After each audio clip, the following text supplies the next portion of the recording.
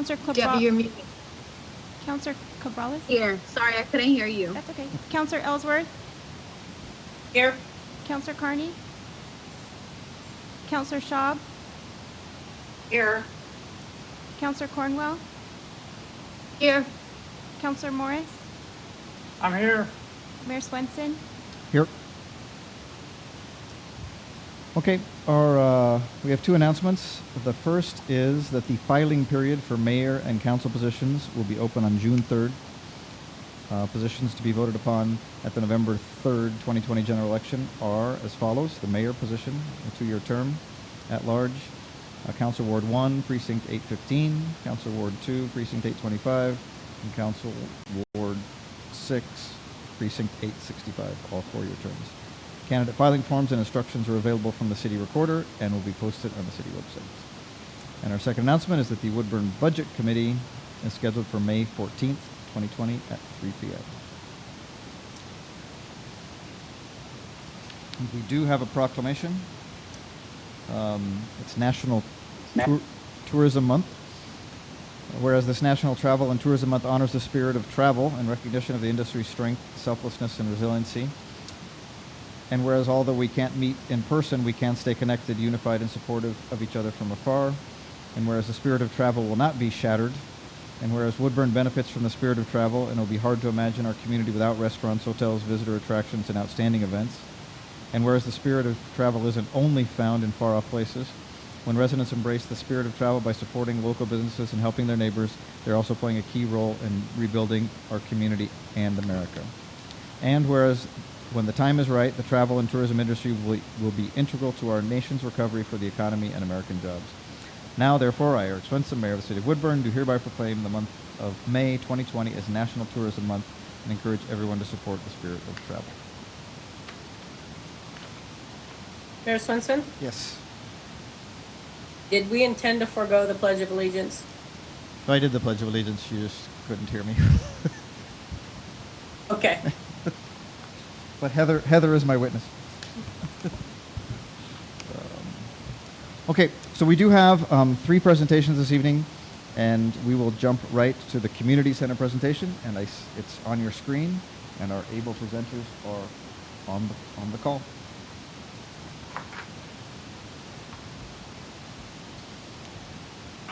So take it away. Hello, everybody. This is Chris Roberts from Office Architecture, and I also have Jim Cavillage on the line from Office, who will be helping in the presentation. We'll be moving through. I've got a little agenda here on. There it is. We're going to be presenting the schematic design updates for the community center. We'll be looking at the site and landscape, as well as the building layout. Then we're going to move through and look at the architectural character of the building as it's developed through schematic design. We'll be looking at both the exterior and the interior design there. Then we'll wrap up with looking at the cost estimates. The drawings that you'll be looking at are part of a larger package that has been estimated over the last month, and we've got a cost estimate to share with you. And we'll also be looking at how it compared against the concept design that we presented to the City Council prior. Just want to jump into the schematic design base site plan. If you recall, the last meeting we had sort of distilled the building down to its base essence of what really needed to be there, and then what were alternate items that could be added to, in essence, creating a menu that allows the city to select those items that want to be incorporated into the project.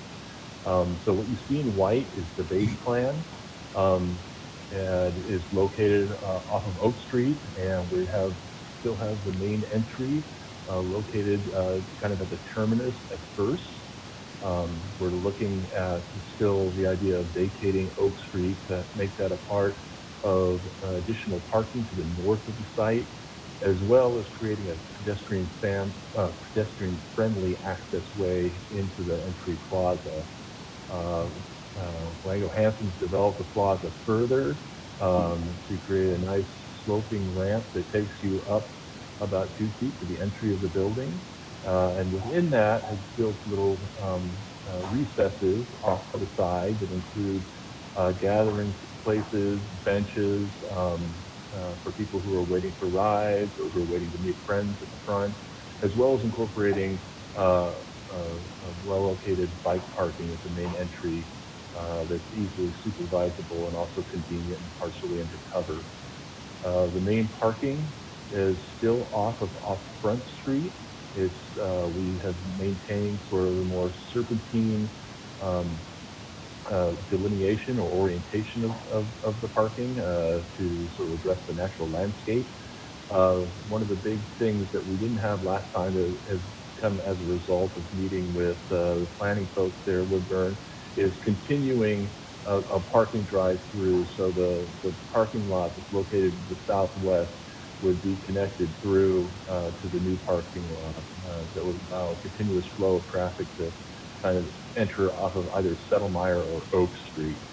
Other things that we have added include, after meeting the fire marshal, is a fire lane to get fire access to the back of the building, and a continuation of the natural park pathway that goes through the park that continues both to the east and trying to continue to the west. The boxed out areas, so these are what we're calling alternate A, B, and C. So the alternate A would indicate the area that we built out for the swimming pool or aquatics, warm water pool area. Alternate B would be the extension of the gym to a 2-court gym. And then alternate C is a partner office opportunity off of the Oak Street side of the building. And then we're also indicating this is where you'll see additional alternate parking being required as we increase the capacity. If different alternates are selected to be included, the parking would grow, and they would grow along the drive that continues through. And we've also looked at this would be the location we previously talked about future park improvements.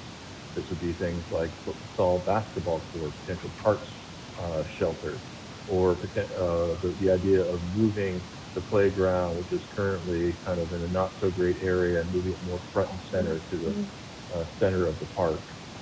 So this is a plan then that shows that full build out. So this would be like an all-in option where you have the aquatics, warm water pool, the 2-court gym, the partner office space. The entry sequence and the remainder of the parking to the north stays the same, whether it be the base option or a more robust build out of those options. And then you're seeing the parking infill, and these would be locations where things like a potential park shelter would be located, the football and the playground. And then within this, all these schemes, the existing Boys and Girls Club remains as is in its current location. Jumping to the base plan, what we've done is we've really worked hard with our consultant team, mechanical, electrical, and plumbing, structural, our pool consultants, everybody, to really dial in the plan and try to make it as efficient as possible. We still are looking at the main entry that addresses up to the northeast corner that faces out towards the new parking, but then also is directly adjacent to the sloping ramp which comes up to the building. As you come into the lobby space, we've worked on creating these eddies, which would be places with nice soft furniture, places to congregate and gather, make it quite a social hub at the main entry. We've maintained the administration offices sort of centrally located at that entry as a control point to be able to observe who comes in and out and create passive supervision of the facility, as well as creating some office areas that look out over to the parking. So it's kind of just a good supervision area. We've really worked on dialing in the circulation in the community bar and tried to really look at it as a streetscape similar to your downtown Main Street or Front Street, but what we would kind of like to consider the main downtown core there.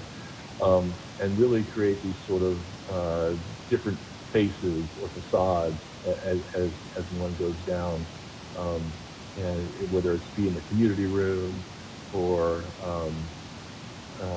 down to the child watch or any of these spaces. One of the other things we heard from the Citizen Advisory Committee, as well as other people in the community, was a real desire to have 2 saunas. We have been proposing one for supervision. Currently, the facility has 2, a men's and a women's. So what we've done is try to accommodate 2 things. One is put it out on the pool deck where it's more visible so that it can be supervised, but then include a men's and a women's sauna area. We've also looked at a complete refresh of the existing pool, and then moving the spa down to the south side of the building to take advantage of views out into the park. And then also working with the grade of the site as you step down into the gym, which is a 1-court gym that can be divided into 2 separate courts to maximize its use. Oh, and I should also mention, we've included multiple family changing rooms along with the general locker rooms to accommodate families or people in need of assistance. On the upper level, we still have sort of the main, what we call our large cardio, or excuse me, multi-purpose exercise room that looks down Main Street, becomes a very focal element when it's in use. It also has views out to the east. We have a smaller multi-purpose that has views into the aquatics area, and then we wrap the east and the south side with weight training and cardio areas and infill with some stretching that you see in the yellow. And then at the weight training area, it has a nice precipice to overlook the courts down below. This is the alternate option that we're showing all the alternates here to kind of just give you a sense of what that means. We've really dialed in the pool. This is a pool we had looked at previously, or a similar layout where you have a zero entry water location that goes down to a sort of medium depth area, then down to a deeper area, as well as having a medium depth portion that has things like a basketball hoop. The deeper area has things like climbing walls, and then there's the water features in the lower, more chilled child area. This is to supplement the loss of the wading pool. This basically creates the wading pool in with the warm water pool in general.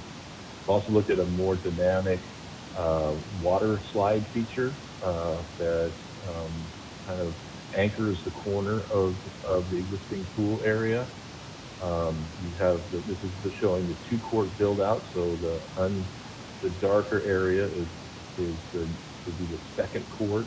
This would then allow you to divide it into 4 different courts for maximizing your usability of that area. And then the partner office suite, which is connected to the main building, but then also has its own address to the north. Then the second level of the alternate scheme, really the only thing that's different on the second level is we're adding, or there's the potential to add a walking or running track at that area. So this is College, who Chris introduced, and we spent quite a bit of time looking at the exterior character of the community center as well as the interior character. And obviously on this site, there's a number of influences in terms of Oak Street having the scale of a residential neighborhood and the setbacks of landscape. And so that's something that's influenced the massing and character of the Oak Street elevation and character for us. And then there's the Main Street Front Avenue character, where really a number of different storefronts that are broken down in scale. There's a real intimacy to Woodburn and a quality that we want to capture as well. That's the idea of the vibrancy that you see in many of the storefronts, and also the murals within the city as well. This one in particular is really pretty remarkable in terms of capturing the essence of what makes Woodburn so unique in terms of history of the lumber industry, the tulip fields, the agrarian landscape. I mean, the tulip bloom that just recently happened is so spectacular. Also acknowledging the diversity of cultures with the Latino culture, also the Old Believers and the architecture of the Old Believers too, where there's color that finds its way into their churches, not unlike aspects of what we're seeing here with the mural in Woodburn, or the color of vibrancy that you see in your on Front Street and First. So we've taken that and thought about how can we bring some vitality and color and scale to the community center project, and looking at kind of a warm yellow color that might start to represent that bloom of spring, or some of those colors that you even find in the Old Believers architecture, but really creating a color and a vitality that's very inviting, with a fair amount of transparency into the community room, which is the low-scale room to the right, and then the fitness center that's up on the second level that cantilevers out to create a covered porch and entry. There'd be bike parking right next to the building as well. And thinking about the siding as one that has some layers to it of color, so it's not just a flat colored surface, but almost like a mosaic, something you might find in traditional Latino architecture. Yes? This is a view that draws one up to the entry from the parking lot. There's about a 5-foot elevation change, so the building kind of sits up with a bit of a prospect.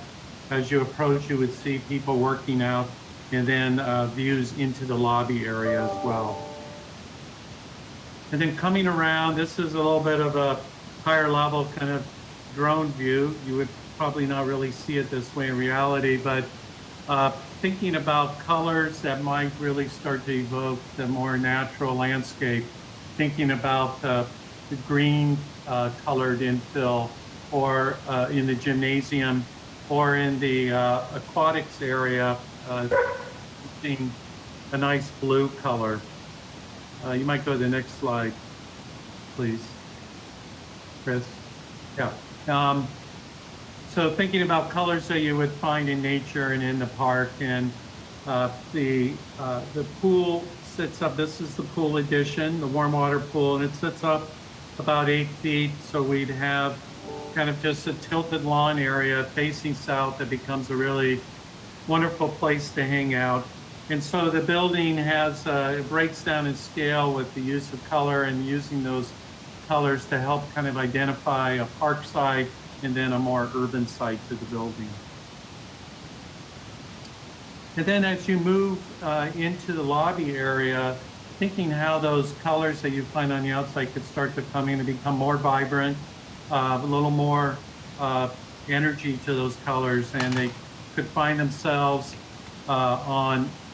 within mural walls, carpet, just painted walls. We see these walls that are indicated here with murals as being opportunities for local artists to be able to come in and integrate art into the community center. And then as you look down, what Chris referred to as kind of interior street, there's the vibrancy of color on the walls of the community room, blue color perhaps, going into the special events, birthday party room, where you look into the into the pool, and at the end, the partnership space. And then using wood that might find its way into the front desk and the administrative area of the building. This is also indicating a skylight area, so bringing natural light into the heart of the project. There could be hanging sculpture, all sorts of possibilities for how art and the history of Woodburn could be displayed within the community center. And this is the hallway that's leading down to the gymnasium. On your left is where the administrative offices are, with a clear story window above to bring some borrowed daylight in, but an opportunity as well for another kind of graphic wall, or an opportunity for an artist to have their imprint on the building. Also some white walls that are more gallery-like, where you could display, the history of the success of the high school program, both boys and girls, in terms of their soccer statewide championships. And within the gymnasium, opportunities to include graphics and really celebrate Woodburn's recreational and community history. You can see the running track up above with some great overlooks, and then the cardio weight area up on the second floor, which also looks down into the gym space. And then this is showing how the existing natatorium area, where currently it's a low ceiling, could be lifted up a bit higher, and that allows the space to be able to put a really nice water slide element with a run out, perhaps introducing a little bit of natural light, bringing more daylight into the heart of the building. And then this higher volume also allows the group exercise rooms and cardio weight area to get some overlooks down into this space, and providing enough deck area that there's the opportunity to create social seating areas. Also a zone for bleachers that could overlook competitions, swim meets. This is a view of the warm water pool addition, and you can see how well it can connect into the rest of the natatorium. This would have a zero depth entry, program areas and play features for children. And then we're considering a wood ceiling in some of these areas to bring some real warmth into the natatorium area, as well as some colored and featured walls. Again, there's opportunities even to bring art into the aquatics experience.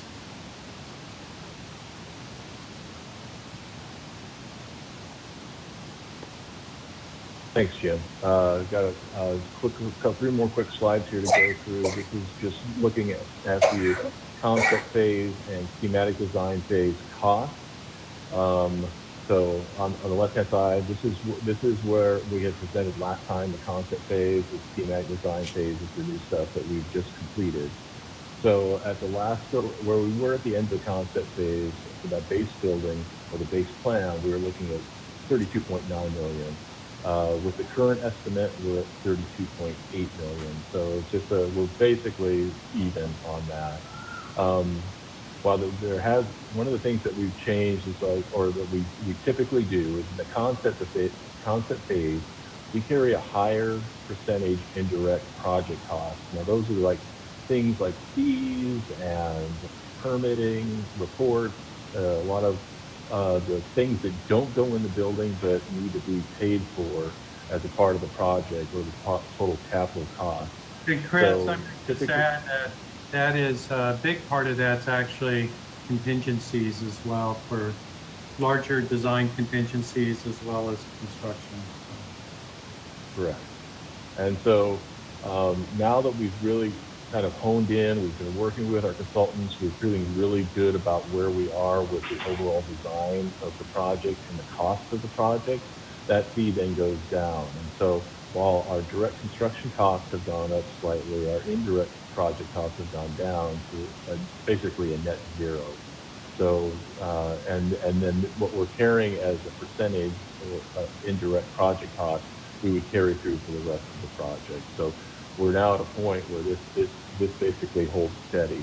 And so our base building has gone down slightly in square footage, about 800 square feet. And the operational costs, we had Ken Ballard, who has met with the Systems Advisory Committee and the Technical Design Committee as well. He has vetted the current design. He had done operational costs for the concept design. And where we are currently, we're basically holding steady with what his previous observations had been for operational costs, which are in the $700,000 to $800,000 range for the base building. Then here are the various buckets or the menu items that we've continued to track. We've got the warm water pool alternate, which total capital cost of $7.2 million. We got the second gym court alternate, total capital cost of $4.4 million. And then the elevated running track is about $500,000. And then the partner office suite alternate is about $0.6 million, or $600,000 for that slice of pie. All total, that's about almost just a hair under 76,000 square feet. And then so if we were to take a look then at the total build out from the concept phase to the schematic design phase, we're down about $200,000, which is kind of where we thought would be kind of basically even across the board. The costing has been pretty straight. We've really, really dug into the cost with our cost consultant as well as our rest of the consultant team to really dial in the project, the cost. So we feel really good about where we are with the direct construction costs and the capital costs at this time. Operational distances is still in the 515,000, 645,000 range. Now we'll continue to dial that in once we really identify exactly what the building is. If all the components are included, or if only some of the components are included, that will have a direct impact on the way the building is staffed and also how those operational costs are. I might add, so with that's one of the things you notice that we've mentioned before is when the building gets larger and has more of those program elements, then the operational cost actually goes down. So that concludes our presentation for the community center. Thanks very much. Questions from the council? I have a question. I was looking through the slides that you were presenting, and I didn't notice a breakdown between the basic design, alternative 1 and alternative 2. But I got the impression that the basic design was 32 million roughly. And what was the final number, 56?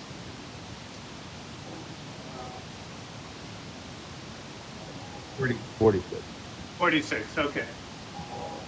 So it's between 32 and 46 million roughly that I'm looking at. Correct. Very good, thank you. So yes, 32.8 would be just the base building, and then all in with all the components that are on this alternate list, you would be at 46.3. Very good, thank you. I have no other questions. I have to compliment you. I think you've done an excellent job of the design. Thank you very much. Other questions?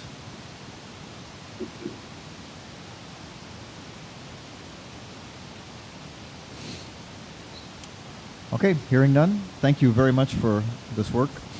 It was good at the community center advisory meeting. There were lots of good questions from the members who were able to attend that as well. So thanks for spending that time. Yes. All right, next up we have the West Hayes Street Improvements and Street Design Update.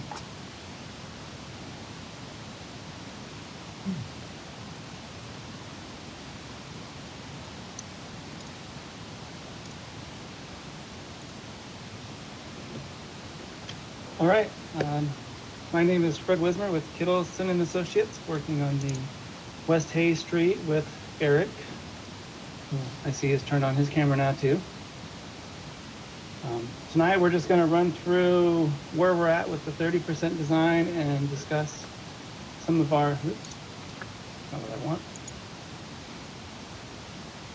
Hold on here. There we go. Go through our project goals and objectives, quickly review the existing conditions because I'm sure you all know what it's like. Review of the proposed project corridor layout, and then review of the Hayes and Settle Meyer intersection alternatives. So our first project goal and objective is to create a continuous multimodal connection from Cascade all the way to Meyer.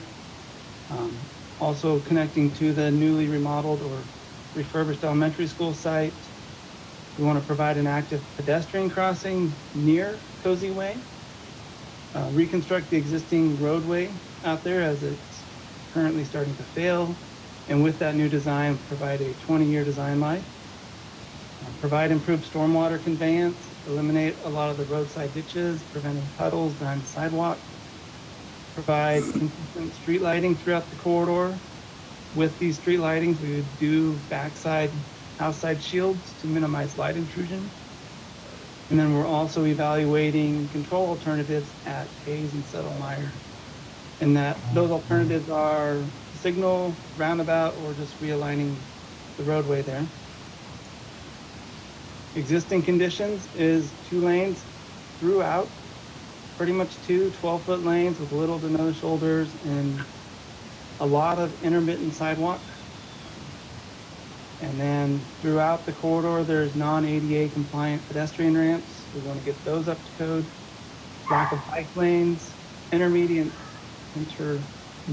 street lighting. And then the storm system's a combination of open ditches and some closed pipe. Storm drainage, all of it's really shallow. I think some places about 9 to 12 inches of cover. So when we started, we went and pulled the TSP, and this is the cross section we get for Hay Street. It's a sidewalk, bike lane, travel lane, center turn lane, and then the mirror image. So as we started evaluating that, one of the things that we were trying to do is we're trying to create traffic calming since we're at a school frontage and church frontage and residential. So one of the things we threw out to Eric and Dago was let's take 2 feet of our travel lane and add it as a bike lane buffer, since the users of the bicycle facilities will most likely be younger kids going to the elementary school or down to the new neighborhoods to the south. Effectively, we still have a 12-foot travel lane, but we're going to paint it as 10 feet, which also helps with the traffic calming because it feels like it's a narrower lane. But that 2-foot buffer still allows for wider vehicles to come through, the school buses, UPS, the occasional larger vehicle for whatever reason, somebody in a motor home. So they still have as much pavement width. We're just making them feel a little more squeezed so that they are not tempted to cruise through here faster than we want them to. And then also we are omitting the center turn lane between Cozy and Hall Street. This helps us, as we get into it more, it helps us eliminate a lot of right-of-way purchases that we don't really need to do. Just to put that center turn lane in there for the streets that just don't need it. So we're going to provide a center turn lane essentially from the church through the school and then the new street to the south. So starting in with our proposed layout, we start at the west on Cascade. Just a quick overview of my color scheme here. The purple is our proposed driveway reconnections. The darker gray, almost black that you can see, that's proposed roadway widening from the existing asphalt. And the lighter gray that you can kind of see in there, that's where the existing asphalt is today. So we do that so you can see where we're actually widening and where we're staying within the existing roadway footprint. And then we got our sidewalk on each side and our buffered bike lane. So here we're at Cascade. We're going to start at 2 lanes just to tie into the existing intersection. And then almost as soon as we can, we're going to widen that out to put that center turn lane in.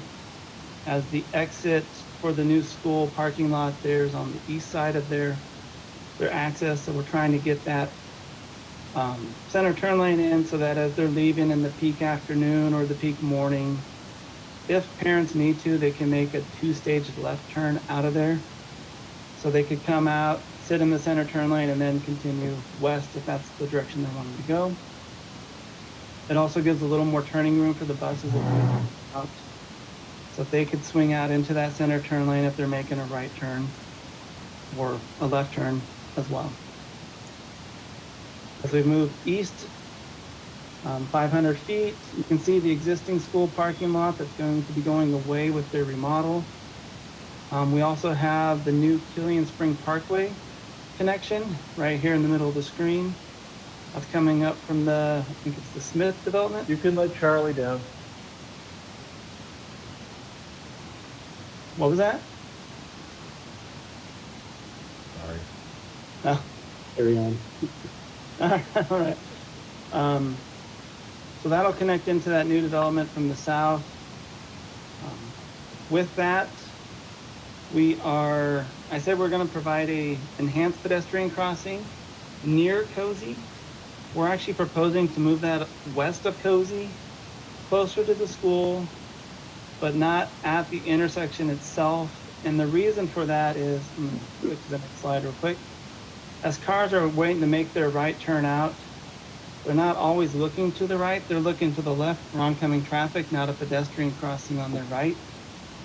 So we try to locate our mid-block crossings away from intersections so that drivers have less conflicts to look for and be concerned about. And what it allows them to do is get out into the travelway, look up from their turn, and then see the pedestrian to stop. So we've located this about 75 feet to the east of that intersection so that drivers can make their turn, look up, see a pedestrian, and still have a safe time to stop. I have a question. Rather than make the turn and all of a sudden there's a pedestrian 5 feet in front of them. We have a question from question. Councilor Morris. Hey, so on the proposed enhanced crossing, I see what you're saying about moving it down. And obviously you guys are traffic engineers, but that has not been my experience with a multitude of crossings that I do on foot, is that people aren't looking for the mid-block stuff. They're looking when they're at an intersection. It doesn't seem intuitive to me, but. So this enhanced crossing is also going to have the rapid rectangular flashing beacons. So the button you push and you get the LED lights that blink. So it'll draw that attention. Okay. All right. I'm yet to be convinced, but okay. Thanks for answering. Yeah. We just found that there's been more issues with having those right at intersections, especially on the right-hand side, because if a driver's turning right, they're mostly looking to their left for that gap in traffic and not to the right. For a pedestrian who's pushed a button and thinks they have the clear right-of-way. Wouldn't that actually be to the west of Cozy Way, not the east? Yes, thank you. You're welcome. And then also along this whole section here, we've been able to avoid any additional right-of-way purchases from the trailer park and other residential between here all the way to Cascade with where we've located the roadway. The school's already dedicated the right-of-way down here. So we're essentially fitting within existing right-of-way up to this point. We will have to negotiate with the church for right-of-way along their frontage. But this was the best way we could see to minimize those impacts to properties. So I do have a question. The trailer park was concerned about the loss of the vegetation, like the arborvitae. Will they still need to cut down the arborvitae that's along that side of the street? At this point, we think we can preserve that arborvitae. It's hard to see in here, but right behind the sidewalk there, if you can see my arrow, that's the existing curb line today. So we're actually moving in from that a little bit. So we should be able to preserve that whole vegetation row in their privacy. I think they will appreciate that. I think President, I have a question while we're on this portion of the street. Maybe it's counterintuitive to me, but I'm noticing that the proposed school parking lot has a one-way entry on the left and then an exit on the right. If I understand the lines in the street, it implies to me that the only place a person can enter that school parking lot is if they're traveling east on Hayes and then turn right into it. How about if they're traveling west on Hayes and they want to enter the parking lot? you can turn across the double yellows into a driveway. It's just we don't have enough room for them to just sit in the middle of the road. So that's what the hash marks are for. And also for the eastbound cars to give them a visual cue they need to move over as they're Okay. driving that way. But there's nothing prohibiting a left-hand turn as you're going westbound. Okay, then that answers my question. Thank you. Yeah. So back down to Cozy here. So as we approach Cozy, we neck down to a 2-lane section again. And we're trying at this point to avoid this row of homes right here, which have minimal setbacks from the existing right-of-way. If we were to purchase any, it would be damage payments as well, because we're encroaching into that 20-foot setback zone. So we're trying to minimize that, as well as just ideally center the road here as we move further east to minimize those right-of-way purchases. We have one over here where this parcel's just needed to dedicate or have that purchase for a long time. I believe Eric's already started conversations with them, so we're just connecting the dots there to give a consistent right-of-way width along that part there. And then along the rest of these homes, we're fairly confident our design can tie into the existing driveways at the right-of-way line, so we can avoid temporary construction easements, slope easements, all the other things that add to project cost. Can you explain what the purple is? The purple is our proposed driveway reconnection. So How much their driveway we have to reconstruct. are they getting more driveway, or will their driveways be shorter? Their driveway length along here is going to be just the same as it is today. Okay. We're pretty much reconstructing the sidewalk and reconnecting their driveway to what it is today, just to be Okay. ADA compliant. And then there's some of these that have gravel approaches. We'll give them at least a 5 or 10-foot asphalt apron so that when they go to accelerate, they don't spin out, because they'll be on asphalt, so their tires will grip better, which also keeps the road cleaner because it doesn't drag the rock in all the time. Moving east, we come to Smith Drive. At this point, we're just kind of cruising down the road almost as it is today. This parking at that apartment complex is currently in the public right-of-way. That'll go away. I believe Eric's already started talking to them as well about that. And then we have another lot here on the right where it's just jutting out too much that we just need to buy that sliver from them. And once again, we've already started conversations there too, I believe. And we continue just to match into their driveways as we go east. Get down to Leisure Street and Hall Street, and right along these two frontages is where the brick walls are and the brick fences are. Excuse me. We squeezed the road a little bit north to try to avoid those, especially on the large lot right here, so we didn't have to do an expensive purchase along their entire frontage. As well as their building right here, it's hard to see, but their building is almost at the property line. So if we even purchase any, we're almost taking part of their building. So we definitely want to avoid that, and I think we are. And their brick wall should actually be able to remain, and we'll just construct our sidewalk up to the edge of that brick. And then we'll fix the spot here where the right-of-way goes around, I think, a fire hydrant. We'll fix that. We might have to purchase a little water easement from them to do that. Or working with the fire department, we could put that on the other side of the road. Bless you. And then here... Excuse me, on that property you were just discussing that the garage is right up against the sidewalk. They also have 2 large trees that the sidewalk kind of went around. What are you going to do about that? I believe those trees are in the right-of-way, and we're planning on removing those at this point. Okay.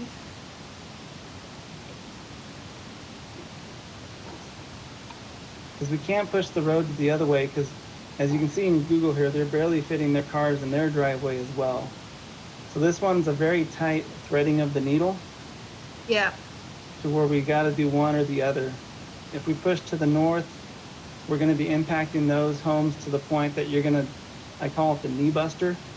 If your driveway's too short, you're going to hit your knees on the trailer hitches that stick out on the trucks. Mm-hmm. And then also we minimize their setbacks, so we have to pay damages on that. So that cost goes up as well. It's unfortunate the trees are where they are, but I don't see a way around them at this point for those two. And then here is where we kind of drew the line in the sand to where now we'll move into some of the intersection alternatives for Settlemyre and Hayes.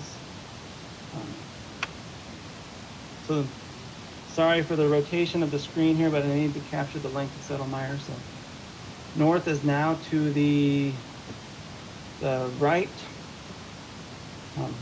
So the first option here, I guess the first thing is we had an independent arborist or a third-party arborist go out and examine the health of 3 trees. The 2 here out in that pork chop today, and there's an oak tree on the corner over here. Our arborist came back and said these 2 trees here are poor health. There's branches that are holding out, and they need to be removed for health and safety reasons.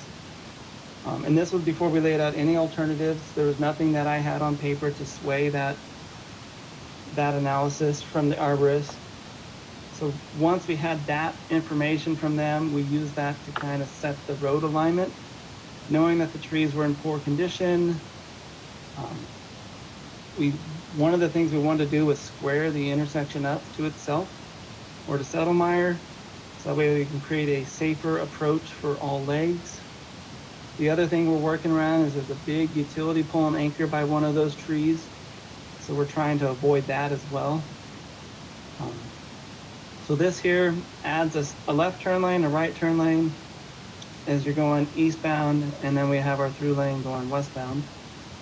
And this is just a 3-legged signal where the only modification to Oregon Child Development Coalition we're doing is we would make this driveway on their south a right in, right out driveway, just due to its proximity to the signal. It's not safe for someone to take a left out here to try to go southbound. So we want to prohibit that, and we do that by putting a raised median in here and then a little bit of restriping on their driveway. Circulation wise, I think it still works just fine for their parking lot. They have another full access driveway just to the north. So I don't think it's a big hindrance to them or an impact. The other thing we're doing with this option, and actually all 3 options at this intersection, is closing the Hayes Street here as it goes to the southeast direction towards downtown. I've got another slide to kind of show that here in a moment, but we want to close that to everyday vehicle access. We'll leave it open to emergency vehicles so that if there's a fire truck that has to come in here or whatever, they could go straight on out. We put a reinforced concrete section in there, rolled curb, all the things to make the fire marshal happy. But we'd also build a little personal vehicle turnaround so that if someone did drive down there, they didn't want to, we'd have a little hammerhead for them to do a 3-point turn to get back out. So that's option 1 for the signal. Option 2 for the signal would be to move or relocate the childhood driveway here to be the 4th leg of the traffic signal. This also would then make this center lane here a straight left, so that you could sit in that center lane and get into the OCDC. The only thing about this option for them is it would be a 2-stall parking loss, just because there's not really any usable space to squeeze 2 stalls back in over here. I looked at trying to push Hayes Street a little bit south, but we lost out on our turn lanes by doing that. If I did, I'd impact this property up here more, and then also it'd be hitting that big utility pole again. So I left Hayes Street where it was, and the OCDC would lose 2 parking stalls. They'd have a full access driveway here that would be with the signal, so they'd have a signal on the far side to let them know when they could leave, and they'd still have their full access driveway on the north. And then the third option we looked at was a roundabout. As you can see right away, it's a pretty big footprint. And we would lose, I think, 10 parking stalls, maybe 12 for OCDC, as well as just the right-of-way impact. Yes. Do you have a better slide? I can't hardly see that at all. Unfortunately, I couldn't get it to come through any darker. Okay. All right. I'll work with it. Yeah, I tried. So I apologize for that. I really wanted to support the roundabout, but. I did too. I like designing them, but. All right. Thank you. Anyone that's using their tablet, you can actually zoom in on his presentation.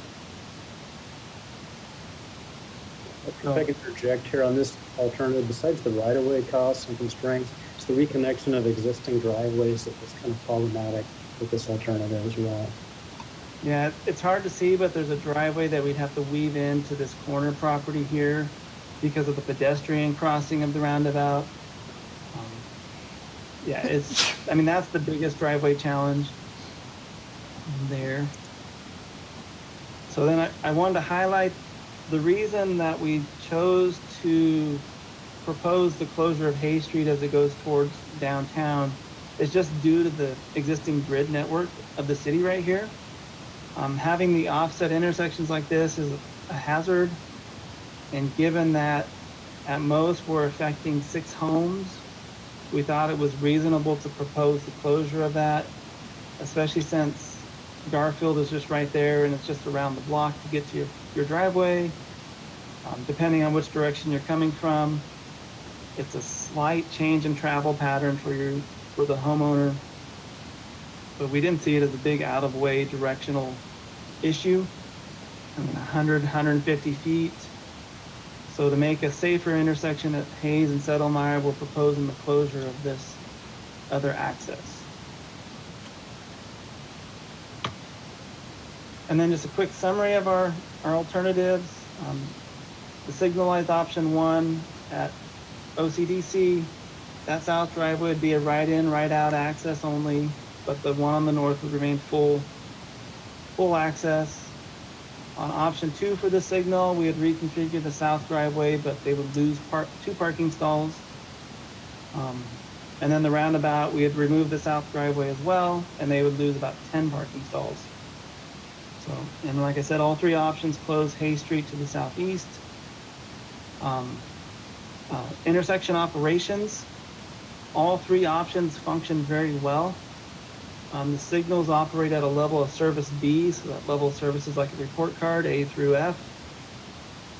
So they get the B rating, but they're at a 0.9 volume to capacity ratio, whereas the roundabout operates at a C, but it's got a higher or a lower volume to capacity ratio, just because of the volume roundabouts can handle. But the biggest driver here is just the cost. And these costs are for everything, all the improvements from Hall to Settlemyre and anything along Settlemyre that we would have to do. So option 1 is $750, option 2 is almost $1 million, and then the roundabouts at 1.75 plus, just because we don't know how much that right-of-way impact to OCDC would cost. But anytime you build a roundabout, it's at least $1.5 to $2 million. So it's just a lot bigger cost because you have to reconstruct so much of the roadway. You can't save any of the existing curbs or sidewalks. It's just a lot more reconstruction you have to do to build those. Our next steps for the project is to finalize what we're doing at the Hayes Settlemyre intersection. So, and then once we do that, we'll move forward into our 70% design, 95, 100%, and then hopefully bid ready package later this year with an advertisement and construction starting early next year. And I think that was it. Thank you very much. What we'd like to do today is if we can get a possible decision on preferred alternative from the City Council. I have a couple questions. You kind of, Go ahead. is the electrical going to be buried, or will it be up above in wires? A lot of it will remain in place. We have to relocate a few poles somewhere between Cozy and Hall, but a lot of it will stay where it is today. Because I recall that it wasn't buried when they did the overpass out at the freeway, and a lot of the citizens were pretty upset about that. So I'm just wondering, does it add significant amounts to the overall cost to bury the electrical? As we're going all the way down the street. It's pretty expensive. Yeah, it's very expensive, and we looked into that early on and got direction from City Council that was not, because of the cost constraints, that was not a path that they used to proceed with at the time. Okay. And my other question related to the corner, as you realign, it looks like a lot more property is added to the corner property as well as 998 West Hay Street. I don't know what the other property is, but that's only because I used to live there. Will that become a park? All that green? Or what is that going to become? I don't know if we've gotten that far since we're just looking at conceptual design, but I assume that unusable space may be vacated and given back to the adjacent property owner, but I'm just speculating on that. Oh, that'd be very generous. Okay. One of the things we'll look at too, if we do go with an option like this and you have that space, is I always try to look to see if I can do, or we can squeeze some kind of regional stormwater facility in to provide either treatment or detention or something of benefit to the public, so we just don't have to necessarily gift that land back to the owner. Well, I'd like to see, no matter what, I'd like to see trees put back in, potentially. And that definitely gives us a place there. We just have to be cognizant of the existing canopy. Right. Yeah, so it sounds like there's some options that we can get council direction going forward as we get further in the design process. I personally like the closure of Hay Street. I think that's a great solution, really do. I have a question. Go ahead. I heard you mention the cost as being from Hall to Settlemyre. What is the cost of the project from Cascade to Settlemyre? I've got it up here, Eric. Oh yeah, I've got it as well. I thought it was like 2.4 million. Recollection, Yeah. right? 2.4 is the number right now. There it is. So that includes that's the construction cost plus design, I believe. Is that correct, Rod? That was just construction. Just construction. Okay, that's correct. And then this, depending on which alternative, and then add in with the soft costs. To put us both option alternative 1 and 2 will fall within the proposed budget limits, but the roundabout far exceeds that at this point. So am I correctly interpreting what you said, that the total project is 2.4 and the intersection alternative number 1 is 750,000 of it? No, it would be in addition to that. Oh, sorry, I missed that. Yeah, that'd be in addition to that. So from Hall to, or east of Hall to Cascade is 2.4 million roughly, and then from Hall through the intersection would be 750,000 for alternative number 1. Oh, okay. So it's not included, it's in addition. That's correct.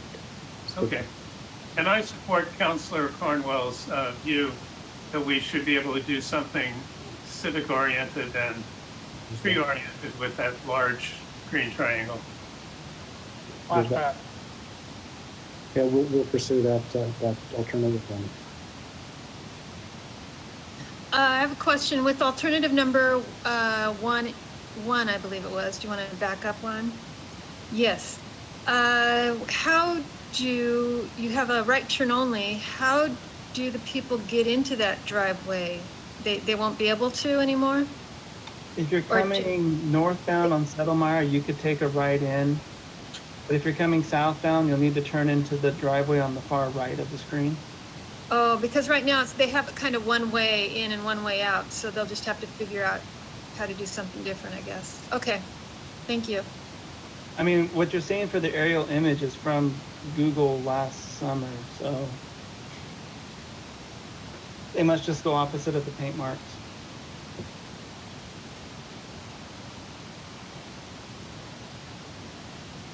I have a question. Good. Can you explain what you mean by signalized? Are we talking about, what are you talking about, the signalized? A new traffic signal at this intersection. So red, yellow, green light? Yes. Okay.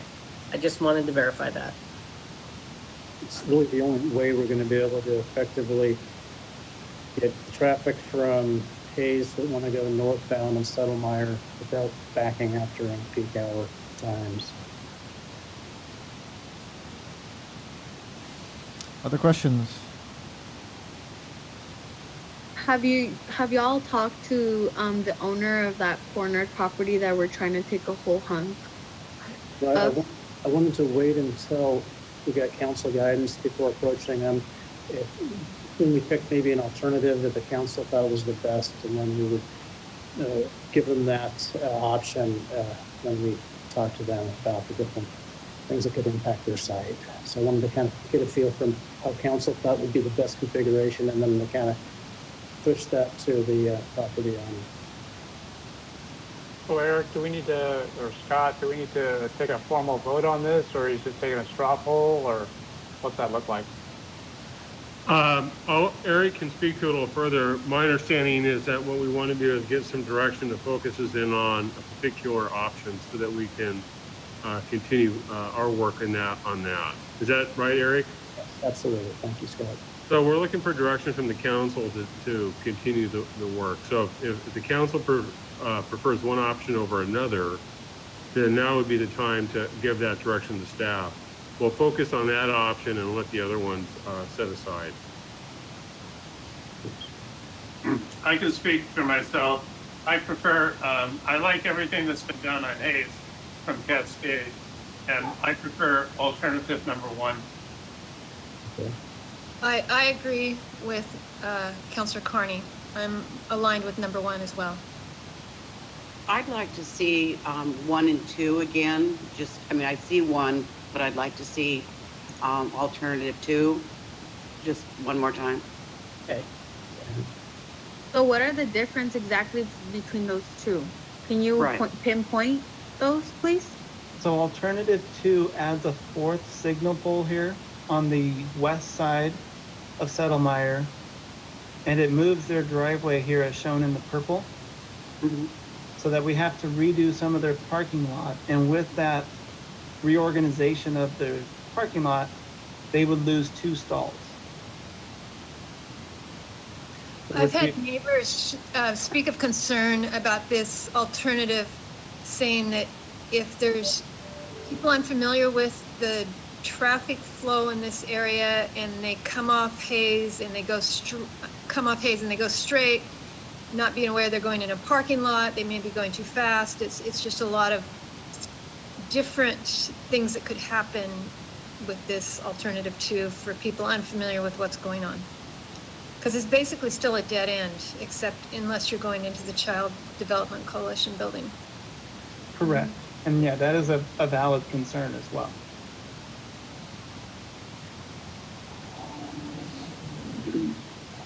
But isn't that where this where's the signal, the traffic signal? Is it going to be right there where your arrow is? So that would be the signal for the eastbound traffic. Yes. Okay. All right. But that center lane here would be a straight through versus a left turn only lane. And then at this point, you're looking across that landscaping, a curb, a sidewalk. You're not seeing a continuation of asphalt to indicate that you could go straight. Yeah, the left turn only would give better guidance to traffic flow. And my understanding is that the Child Development Coalition parking lot is pretty full on a daily basis as well. Mm-hmm. I definitely hesitate taking 2 stalls away from them. Yeah. So now my question is, with all that green part, oh, I'm sorry. I didn't know you were going to talk.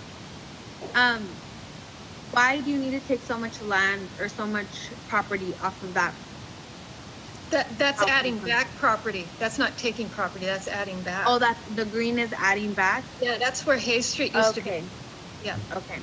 Sorry. That's where the Right. street currently turns. So it used to be that property and then now you're giving it back? No, Hay Street always had a L to it, kind of a triangle in the middle. So- Yeah. Okay, I just wanted to, okay, perfect.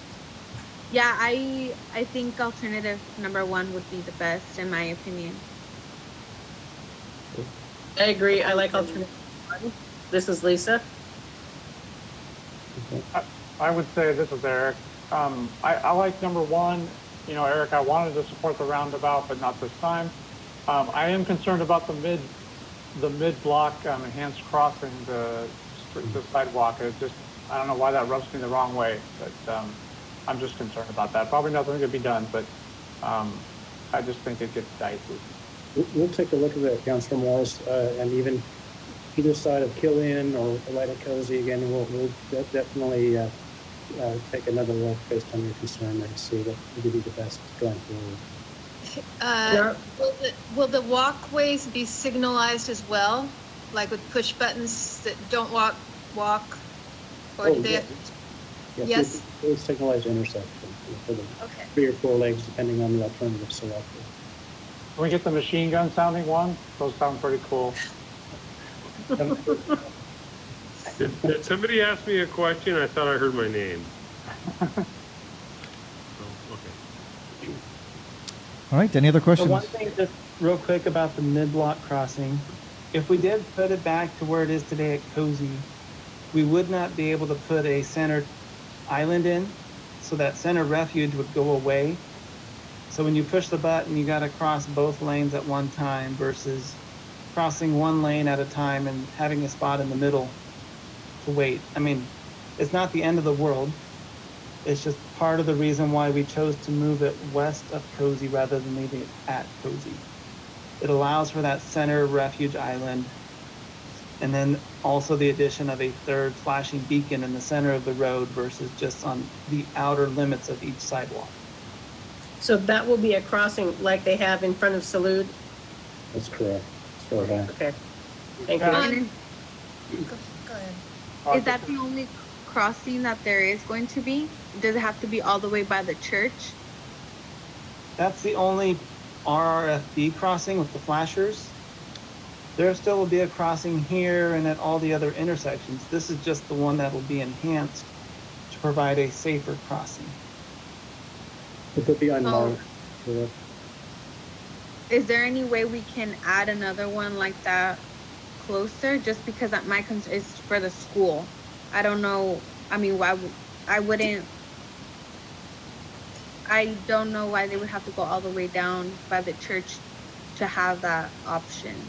Deborah, on most days, teachers are there. They walk the children down to wherever the crosswalk is and make sure they get safely cross. And in the morning, teachers are waiting by the crosswalk as well.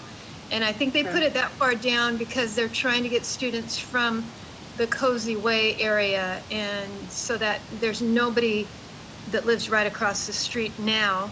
I don't believe in like the trailer park. That's more for the older folks in town. So I think that's the reasoning behind putting it where it is. Yes, and we're trying to locate it somewhere that could be used outside of school hours as well for the community too, not just at the school. And just looking at a larger view of the city and the street network and knowing the subdivisions going to the south, this just seems like the spot to put it. But that's why we're also talking to you.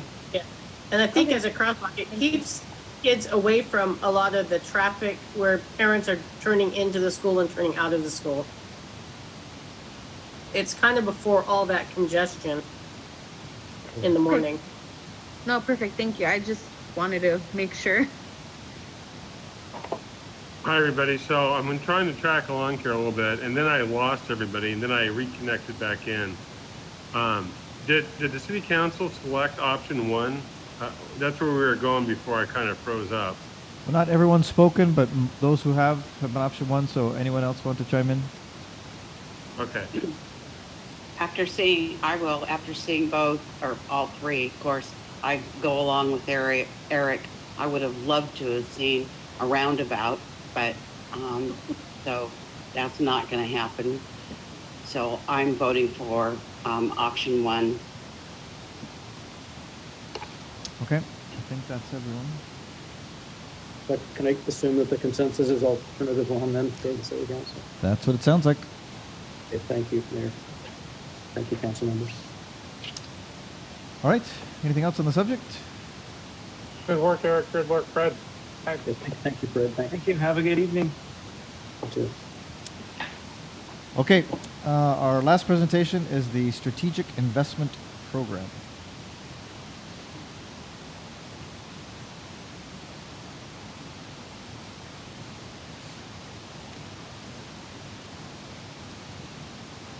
Mr. Mayor, as Jamie pulls up her presentation, I wanted to just talk about this for a second and then hand it off to Jamie. The city, I think all the councilors know that the city has been entertaining a proposed industrial project on the spec site that is got a project code name issued by the state. It's Apofiki. But I don't think everybody knows entirely is there's also a second industrial proposal that has come to the city that is codenamed Emerald. Both of those projects are looking at a building in Woodburn. Both of them would be significant employers and have significant capital investment attached to their project. So Apofiki has been negotiating with the city for some time, and it feels that we've come to a point where the city's agreement in an SIP participation is going to be pivotal on that project. In fact, the company is waiting for the city council to provide some direction to Jamie after the presentation tonight on SIP. The second company that we've been talking to, Emerald, is also an exciting company, is also inquiring as to whether or not the city is offering the SIP as one of the incentives in our toolbox or not. And so to date, the city has not used an SIP project in the city. Cities around us have or offer that up as a tool. Some of the cities that we've been competing against for the investment in Woodburn. And I've done an SIP project in a former life in a different community years ago. I'm a little familiar with it. And I've asked Jamie to come talk about what it is tonight, what it means to Woodburn, and then try to get some direction from the council about whether or not the city council would support an SIP application to Marion County on behalf of one or two of these companies. Now, when I said that at least one company is been waiting for this conversation with the council, I think the council needs to hear this presentation and think about it, understanding there could be a significant project in the balance, and to try to weigh what you think the community's interest is in participating in this program. Because I suspect tomorrow there'll be conversations about what the council is going to talk about tonight. Is that fair, Jamie? Yes, it is. Did I leave anything out in terms of Emerald? No, that's right on cue. And does your presentation may have this, but the total capital investment between the two projects in Woodburn at this point, what's the dollar amount? I think I know, but I'm going to ask anyways. Right now, it just really covers Apofiki. The presentation does. Project Emerald will be another $100 million investment. Between the two projects, the amount of employment associated with them would be about 1,800 jobs, 1,800 to 1,900 jobs. And with Apofiki alone, it would be 1,200. So Apofiki is the one that seems to be hanging in balance on this conversation tonight. Right, they're the ones who need a more immediate movement forward from the city, because I believe they're pretty close to making their final decisions. Right. So I really want to just impress on the council that we think this is a pivotal conversation that will have an impact starting tomorrow. It's this kind of the groundwork I want to lay for that. So Jamie, feel free to take it away. Thanks. Thanks, Scott, for setting the stage. This is the first time I've done a presentation, so hopefully it all works seamlessly. Heather was wonderful and practiced with me today. So, Mr. Mayor, City Councilors, thank you so much for letting Scott and I share this project with you. This is a very complex project we're going to be talking about, that hopefully you received all of the documentations, which has provided some backup and providing those more detailed information that we're not able to share because we're doing this by a computer. So as Scott indicated, let me see if I can make something click here. There we go. So Project Apafiki it came from Business Oregon Lead. They send us leads periodically, and this is one that we've been working on since October of last year. It's a distribution e-commerce business. They have, I believe, 8 national locations currently. They do national and international distribution.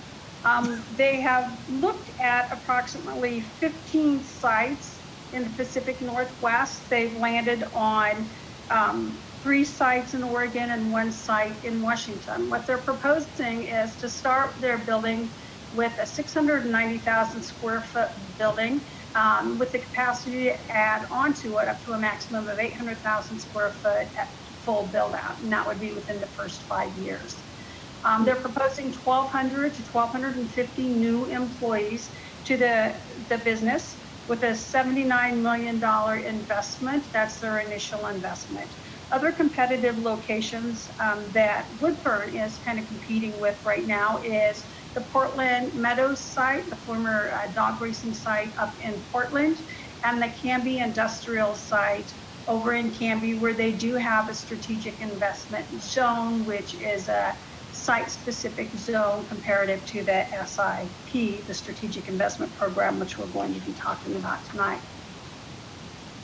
As I said, their initial investment is $79 million, and that's comprised of approximately $50 million for a new building and about $25 million for their initial investment in equipment. That does not include the real property taxes at all. That's just the building and the equipment. With that, we calculated building, planning fees, and SDC charges. So from that estimated $79 million investment, the city would be collecting from $2.83 to $3.19 million in fees. And again, 1,200 new jobs would equate to about 40 million in annual wages. We'd receive approximately $74,000 in estimated PGE annual franchise fees for their electrical usage. And then, of course, about $28,000 a year in water and sewer. They're not big water users, being a distribution warehouse, and we just kind of calculated on that.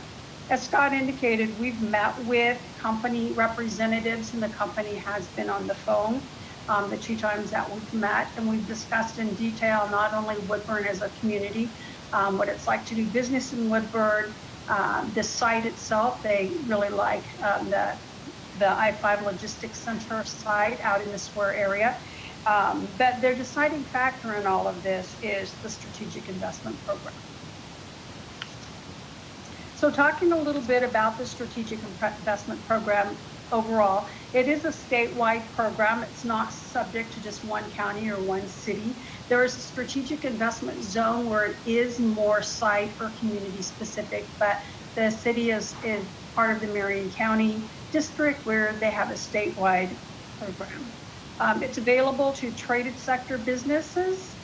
Traded sector businesses, again, I know we've talked about this before, but I like redefining it, is a business or an industry that brings value to a product or a good or service that they create in-house, and then they distribute that out into a regional, national, or international basis. So it's bringing something in, adding value, and sending it out. It's very similar to Do It Best, the way they bring the product in, package it, wrap it, and then ship it out. So this company would be eligible. It's a great tool to use for being competitive as a site, and there is certain factors such as the investment, the size of the project, that can offer exceptional benefits on a net present value. And of course, there is a county application process and approval with an SIP. Some of the basic elements of an SIP is that it does require minimum threshold investment amounts. For the rural area, which Woodburn is part of, it would be a minimum investment of $25 million. That first $25 million of threshold investment is taxable by Marion County and the city. There is a tax exemption potential for 15 years on that $25 million, or excuse me, of the amount over $25 million. I'm sorry, like I said, this is very complex. So the SIP would be resulting in paying taxes on the first $25 million with that 15-year abatement on the remaining amount. I want you to note that schools are exempted from the abatement, just like on enterprise zone and other taxing abatement programs. The company is also required to pay a community service fee, which is 25% of the amount being abated annually, up to $500,000. And the city and Marion County will need to negotiate and discuss how that community service fee will be distributed.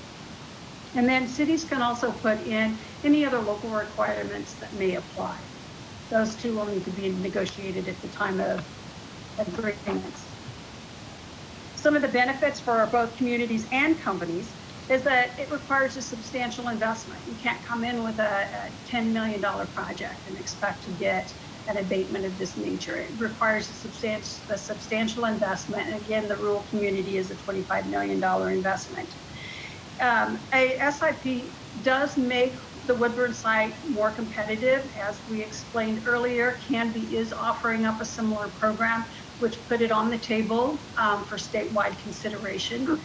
Portland Meadows doesn't have the capability to put it on the table, so that makes the Woodburn site more attractive. It also represents community support for businesses. When we're looking at this program and offering it up to businesses, taxes on the investment is the first $25 million, of course, and though they'd be abating the additional amount, there's also other investment that the company will make over that 15-year period, which they can't get abated on. So we'll receive those property taxes on any improvements or additions to the property or an equipment. There's corporate tax, there's payroll tax, and there's other benefits on taxes that we would receive. And then, of course, the indirect impact to the economy. There's the impact with the employees being in the community, buying houses, being here, shopping, working, playing, and then suppliers and other businesses receiving economic impact from a new company receiving this. And of course, 1,200 new jobs. That's a really important factor when we're looking at Apofiki as a whole. So I sent you the breakdown on how this SIP process kind of works, and it's a really complicated process, but it does require the county receiving the application, approving the application with the company, and of course working closely with the city of Woodburn on the agreements for approving the SIP and negotiating any fees for community service and things of that nature, and any other ad hoc approvals that are needed. Then the Business Oregon works with the business, the county, and the state on going through the approval process and the documentation process with Marion County. I tried to put this on the screen and it was not visible, so I'm sorry about that, but if you have questions when we get to the question part, we can go over the process a little bit more.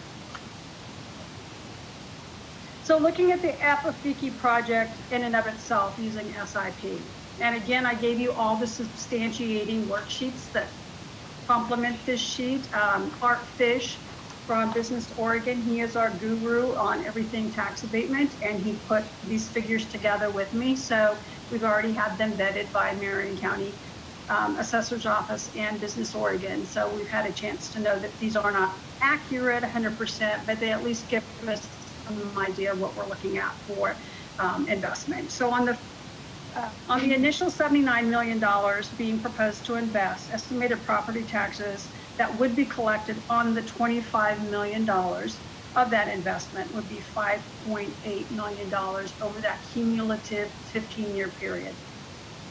The estimated community service fee that would be paid during that same period would be estimated at $3.5 million. And then the SIP abatement on the remaining $54 million would be approximately $11.2 million abated over that cumulative period. I did break that down. I should hand you the breakdown on that worksheet, and it does show on there how through the taxing districts that would be distributed for the abatement, and just using it as a general rule, how the community service fee and other taxes would be applied. And again, you'll see on that worksheet that the school districts are exempt from any of the abatements. Other considerations, again, to keep in mind when we're talking about doing an abatement of this nature is the secondary impacts. The number of employees that would be coming to Woodburn, or those folks already in Woodburn who could afford to buy a house, could live here, shop here, eat in our restaurants, and of course, additional development that would be driving businesses to the Woodburn Industrial Park. As Scott said, we've already had other interest with Project Emeralds. Even the mention of SIP has gotten a little more interest. I got another lead in that I'll be submitting this week called Project Champ. So, it's a real great opportunity when they can see that the city is really considering investing in industrial business opportunities. So I kind of changed the last two slides around on you. I thought it might be good to kind of share what we're hoping to resolve tonight with the City Council, a determination on whether the council would support discussing this SIP opportunity further. If so, we need to have a work session or a conversation with Marion County Commissioners. This too would be their first time working with an SIP program, and we'll need to go through the process and have those discussions and discuss how the community service fee would be disseminated and things like that. And then at that point, we could invite an SIP application from Project Apafiki, and then of course move forward with the SIP process. It's not an overnight process, but I did share this information with Scott's okay, with the Marion County Economic Development Team, so they can at least get something in front of the commissioners so they're aware of SIP and know at least some of the background information on it. So again, I apologize. This is a lot of information that we're having to go over via video, but I'd be happy to do my best at answering questions. I've only set these up. I came to Woodburn before I finished my first SIP or SIZ in Canby, so that I did set up the SIZs in Hopkins County and Canby. And Scott has done one, so I think between the two of us, we could answer some questions and provide some additional insight for all of you. So Jamie, just to clarify a bit of the process here, under the statute, application goes to Marion County. Correct. And so the city is going to either oppose or support that application. So that our input into the county process is critical because it's falling within our jurisdiction and our taxing districts. Correct. But the application doesn't come to the city. So if the city were to oppose the project, SIP participation in that project, or an SIP applicability to our industrial zone, then that would be a weighty consideration against the county process. Yes. If the city is going to support it, we can tell not only Apofiki but potentially Emerald or other industrial developers that the city's position is to invite or support SIP eligible projects in the industrial zone because of the economic benefit to our community. Correct. So I have a question. If we, as a council or as a city, support Apafiki, does that mean that anyone, that we are thereby supporting anyone that applies for an SIP? Not necessarily. I mean, it kind of sets a precedent when you approve one of them. But I think there can be caveats in there. By one of the slides I indicated that there could be some local, some local requirements as well. And I've talked to Business Oregon about, can we add local, additional local requirements, and could it be based on jobs being created, investment values, things of that nature. He said the SIP by statute has kind of created that investment platform there by saying in rural communities it's a minimum of 25 million, but we can certainly say for any business that creates more than X number of jobs, or if they create less than that, then this number of jobs they need to be paying at this higher level or something like that. So in our incentives our incentives policy that we created, gosh, we did that a year after I came, so what was that, 2017? I think we did an incentives policy. We could modify that to include SIP and what that criteria might look like. One local condition of point of negotiation I think should be in place is protecting the Woodburn Fire District's tax rate. So, we want the fire district to receive an additional community service fee to support them in any program. And Jamie and I have talked about our ability to do that as well. I know that when we first talked about annexing in the property, one of the things we discussed was, as a community, we wanted to make sure that it wasn't just a giant warehouse with 3 employees. That was one of our concerns. Right. The other one was we didn't want just, 12,000 minimum wage jobs, but we wanted living and thriving wage jobs, even more than living jobs, but thriving wage jobs.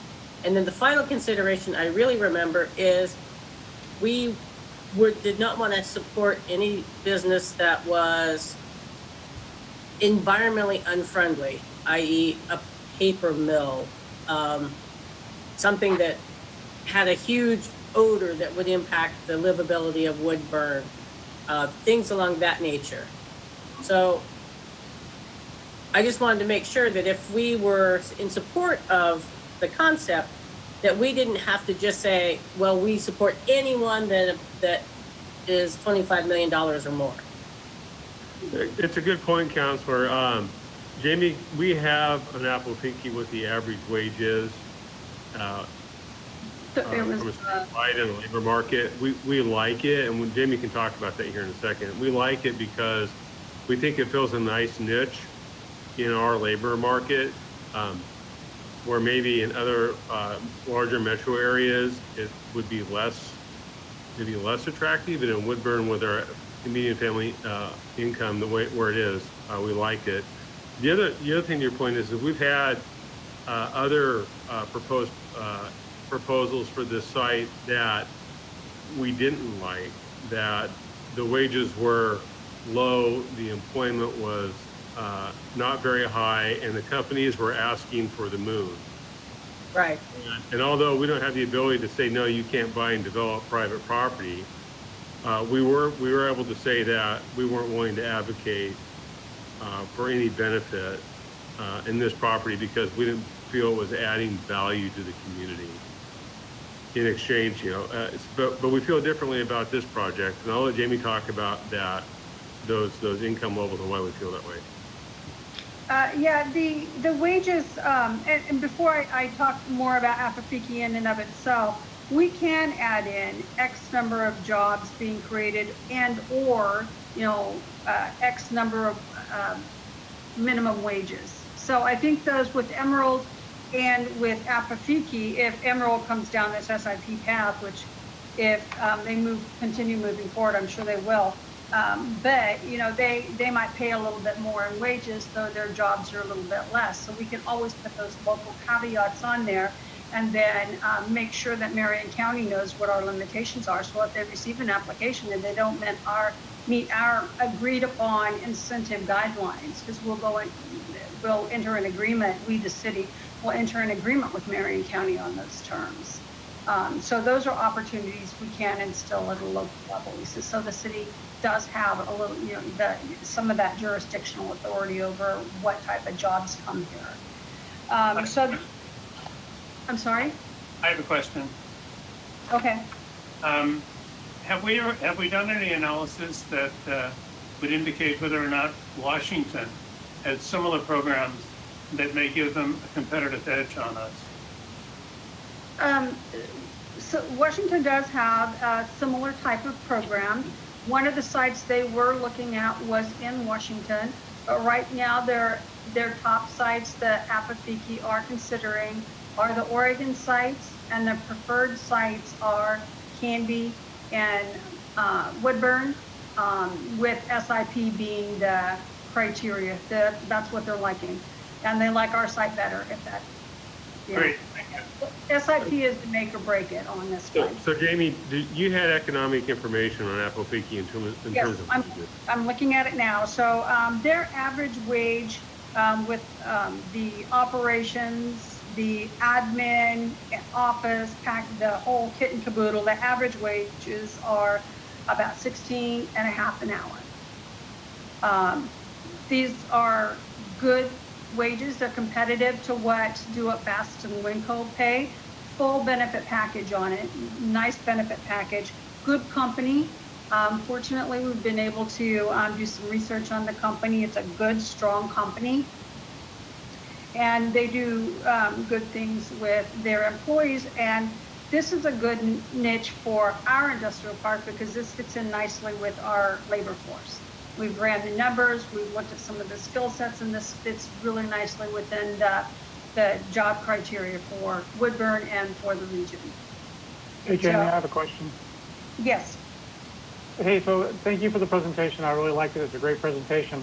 But I feel there was one thing missing, and that's what's the downside? Besides the loss of tax revenue above 25 million, which is kind of the whole program, it seems like I would be remiss not to say it sounds too good to be true. So is there a hook we're missing that's like this is the thing you're not anticipating, or is it just really this good of a program to draw people in? You know, that's really a wonderful thing to hear, because most communities I do these kind of presentations, and over my career, giving up taxes is the worst thing. I mean, really, these are created to be a benefit and to bring opportunities to your community. In exchange for that, you forego taxes for a period of time. You know, it's a tough one, but that really is all there is to it. If the city of Woodburn agrees to this and goes to Marion County and says, we want to support this, we want your support too, you know, I think we would definitely get Marion County on board with this. I guess the only negative is maybe Marion County would say no. And without Marion County on board, we're pressed to not be able to move forward, and vice versa. They can't really move forward without us either. And with that, we know that Marion County fully supports all of our efforts and all the things we do. So I'm confident that they'll approve if we approve. Thank you. That's why we're trying to educate them a little earlier on, so you know, they're not kind of in the dark on it. I've been working this, Scott and I've been working this directly, and then of course Chris and Eric and Jim have been in the conversations as well. But I've not had a full in-depth conversation with the commissioners, because I thought it was most important we talk with you, our counselors, and our local leadership before we go any further beyond. So maybe, Councilor Morris, one of the things I'd say too is if you had asked me maybe a year ago how I felt about SIP and Woodburn, I would have been more on the fence than where I am today. I think what we've come to realize is that, you know, there's sort of what our hopes and dreams are, and then there's what the market will bear. And we've been in this long enough now, and we've talked with enough companies, and we sort of get a sense of what the market will bear in terms of capital and the types of employment that will be supported in the I-5 corridor. And this is a tool that is common with the other communities that we're competing for this type of investment. So if we're going to be competitive in this market that is attracted toward this type of a community, with what we have to offer to support, I think we're going to have to be in this game, because all the other communities like us are. And the other thing that's happened, of course, is that the unemployment rate has skyrocketed across the state. And so where, we were wanting to maybe milk a little more out of the level of employment from some of the interest that's been expressed here, the market is yet even different in the last month. So I've been moved off of the fence by those things personally. So, the downside is that we're settling in terms of serving what the market is starting to bring to us, as opposed to, at one point we were hoping to get, high tech, everyone with high tech, high paying jobs. All those are gone now. But this seems to be an opportunity, and this is the tools we're going to need if we're going to be competitive for it, I think. So a question to Jamie. The fact that I had to get moved here too. She worked hard on me. Jamie, it's so Marion County has not. There's not SIPs in Salem or anywhere else in Marion County at this point. Can you speak to No. other counties or cities that have done this? Because I mean, the choice. I'm thanks to Councilor Morris for bringing it up. I mean, it's a choice. It's a gamble. Between like $160 million over 15 years, or not. I mean, so we're saying like we'll take the $6 million a year, and we'll take the community investment fee, and we'll take the 1,200 jobs, but we'll forego 160 million, and we are assuming that we're in a spot that another company is not going to come in 2 years and say, hey, like we just like your space, we'll pay taxes like everybody else, and we just don't see that happening. So, Jamie, who you've worked with us a lot, tell us how other communities have struggled with this. Mayor, if I may, the cumulative numbers I shared is over the 15-year period. The 5.8 cumulative over the 15 years, and the 11.2 forgoed is over the 15-year period. That doesn't account for new investment that will be made throughout that 15 years, and the community service fee is the cumulative amount. So it's not year over year 5.8 million or 11.2. Gotcha. Okay, it's thanks. just so that's all 15 years. It's all totaled up. And is that across all of the agencies that receive taxes? That's not just Woodburn. That's Marion County foregoing the tax. That's Woodburn foregoing the tax. Yes, everything but school districts foregoing the tax. So on a worksheet that looks similar to this, if you guys can see it, it's in your package. It breaks it out by taxing district. And then the taxes for the school districts do not get abated. Those are made up for in state revenues. So they don't actually. So could you We're sharing the risk or sharing the reward with Marion County. Yeah. Correct. So could you read how much it is for Woodburn, Jamie? How I'm much? sorry? From that chart, could you read how much we would be getting annually or over the 15 years out of the 5.8 million? Property taxes to be paid over the 1.8 million. And that's without, and then 1.8 for community service fee. So net foregone would be 2.6 on the worksheet. Marion County is 0.85 paid, 0.94 and this is just broken down as if Marion County was going to get some of the community service fee, and then 1.2 net. Jamie, what is the employment contribution over that same period?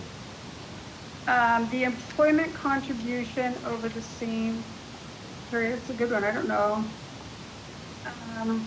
Let's see if it's 40,692,000. That's a calculation I didn't do, Scott.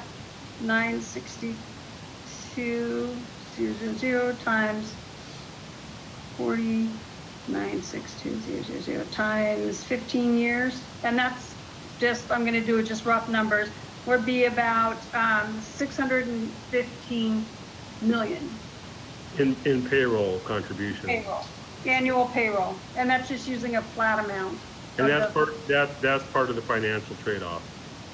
And my comment would be on it, and I've heard politicians like us talking about these kind of things over the years, is that it's not what you're potentially losing by giving people access to these kind of programs, it's what you're gaining. So if we're they're going to defer these taxes, and we're only going to get what Jamie was just reading off, these huge amount of numbers, but we're not getting anything right now. So it's not this potential, hey, we're gonna miss out on something. Of course, we could always say, Intel's going to come down here.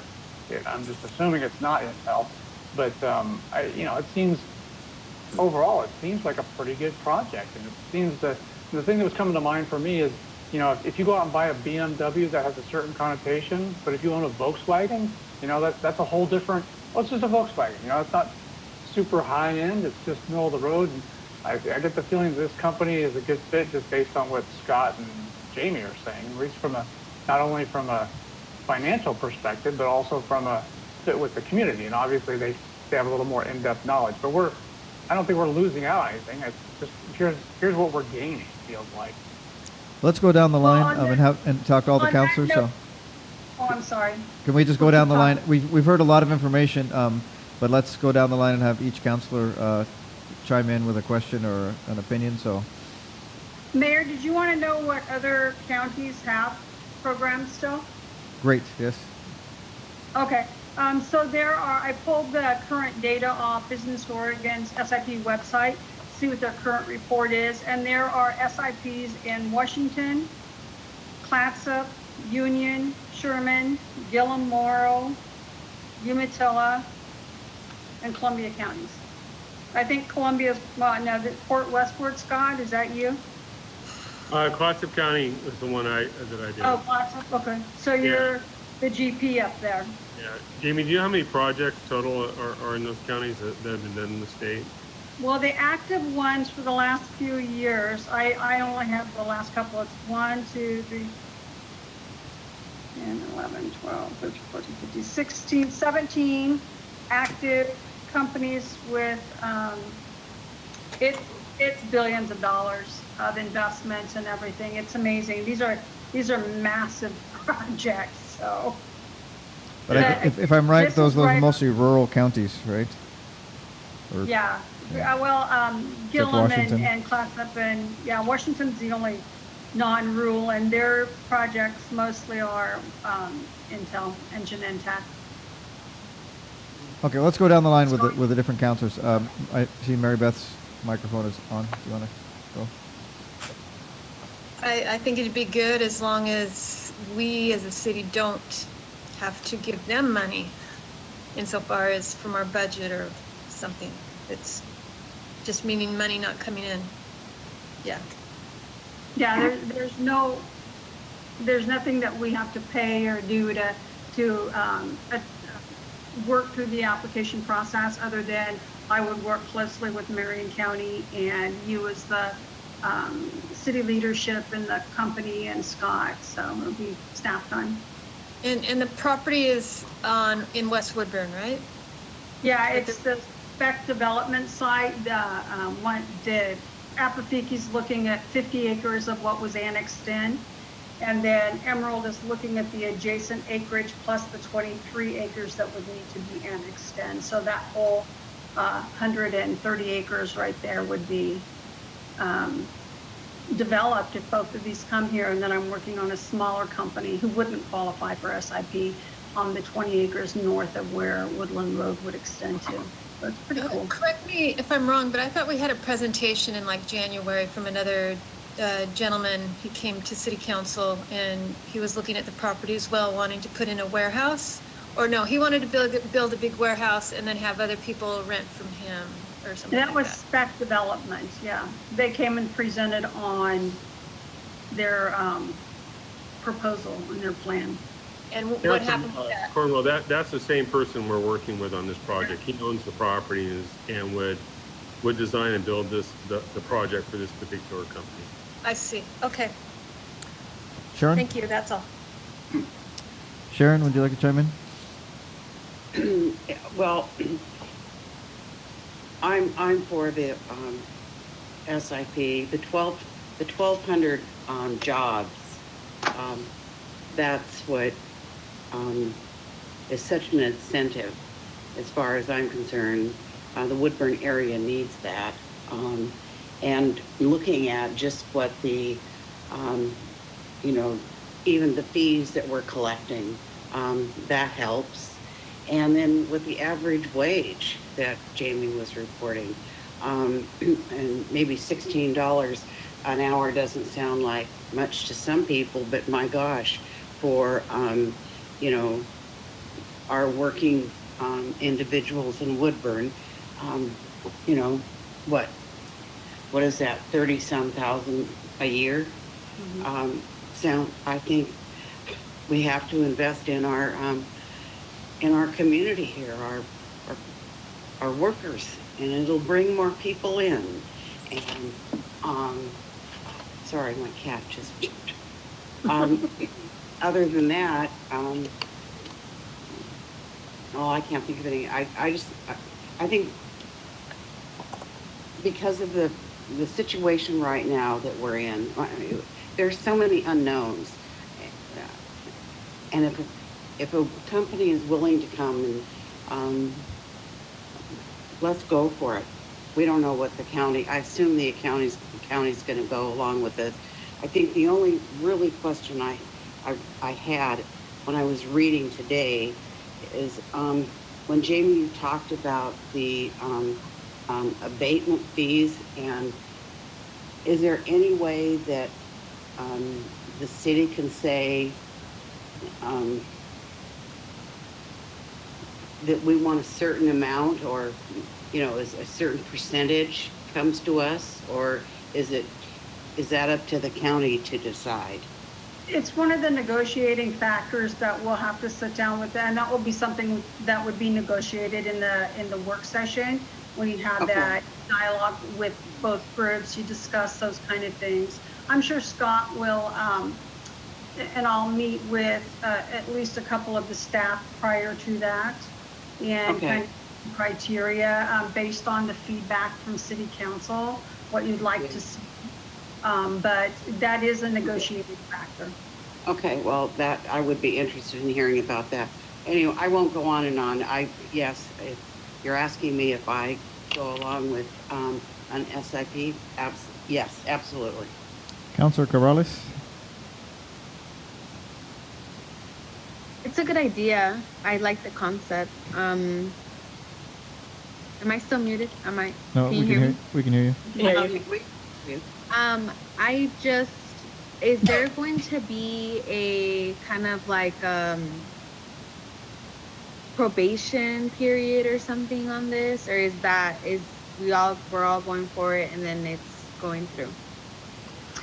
Well, it's a good question, Counselor. So if the city says that they would not oppose an SIP project with Apofiki submission to the county, then there's still more work to be done. Okay. And so it's a negotiation to be had. Mm-hmm. So there's not a probation period, but there are still negotiations to be had, and we'll still be competing potentially against one other site.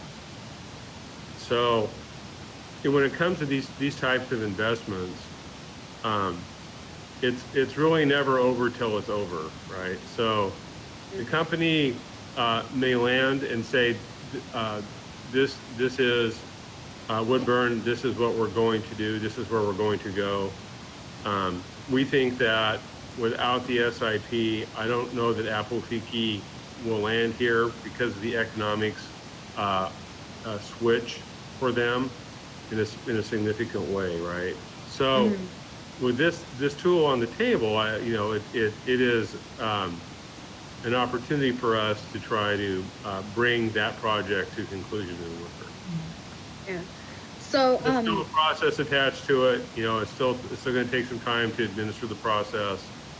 I think the COVID-19 crisis has delayed everything. The company was wanting to have a decision by now, but they're also managing the response to their own company in the East Coast and elsewhere. So things have been delayed for a while. I think we have got a little breathing room in terms of running the process because of that. Okay. It looks like you wanted to add something. Yeah, I was going to also let you know, too, Counselor, that at any time the company does not adhere, when they go into an agreement with the city and the county on this program, this SIP program, they commit to a certain amount of investment and creating so many jobs. Okay. And they're required to report annually on their job creation and their investments and everything else going on within their company. There's a whole strict reporting requirement. At any time they do not comply with the commitments that they've made, then like any other agreement, they're in breach and it becomes null and void and they have to start paying taxes. Okay. Much of the enterprise process there. Okay. And then you said about how many jobs were they going to be creating? In the first year with opening, they'll be bringing 690, and by the end of year 2020, there'll be 1,250 is what the document says. And do we have a say as to how many full-time, are they all going to be full-time, or is there? Indicated full-time. Full-time, all of them? Yep. Okay. And then I know it's going to be in my ward, so I'm wondering, I mean, this could be conversations we would be having, but how will it affect traffic, all of that stuff? Because we already have the mall, we have the freeway, all of those things. And so just thinking about just the residents around, how will that affect? Well, the industrial development that's already taken place out there with Woodland Road extension and all that kind of thing was already done to accommodate growth. Now the city, in a whole different process, is working on some applications, which we'll bring at a later date, to extend Woodland Road from its current location at Dual Pass and Wincoast property line to Butteville Road. Now big trucks can't use that road, but the traffic from employees could go ingress and egress on that site. Eric and I still have to work out some of the details there. And then the companies, whether it's Project Apatiki and Emerald, one or the other, will have to have on-site traffic flow. So they're talking about building a road, and I mean, it will all be worked out in the plans and processing. So by what I understand, and Eric, feel free to chime in if you're still on the call, or anyone who's been here longer than me, but with the transportation planning that was done, a lot of these numbers have been accounted for employees and development and truck roads. Okay. Yeah, just because of how we already have the Do It Best and what's the other one that we have? Winco. There's already enough, like a lot of semis that pass by that they get lost in this area. So I'm just thinking about like more of it coming in. How will that be? But okay, yeah, perfect. Thank you. On that to make sure that it doesn't become, as growth happens, that it doesn't become cumbersome for the outlying areas. Okay. Thank you. Councilor Carney? I fully support it, submitting to the county. Councilor Ellsworth? I've got a couple questions or things I want to just confirm. So this would not negate their obligation for SDCs. They would still need to pay the SDCs, so we would get the park fees and everything else that would, because we'll have higher use of our parks, theoretically.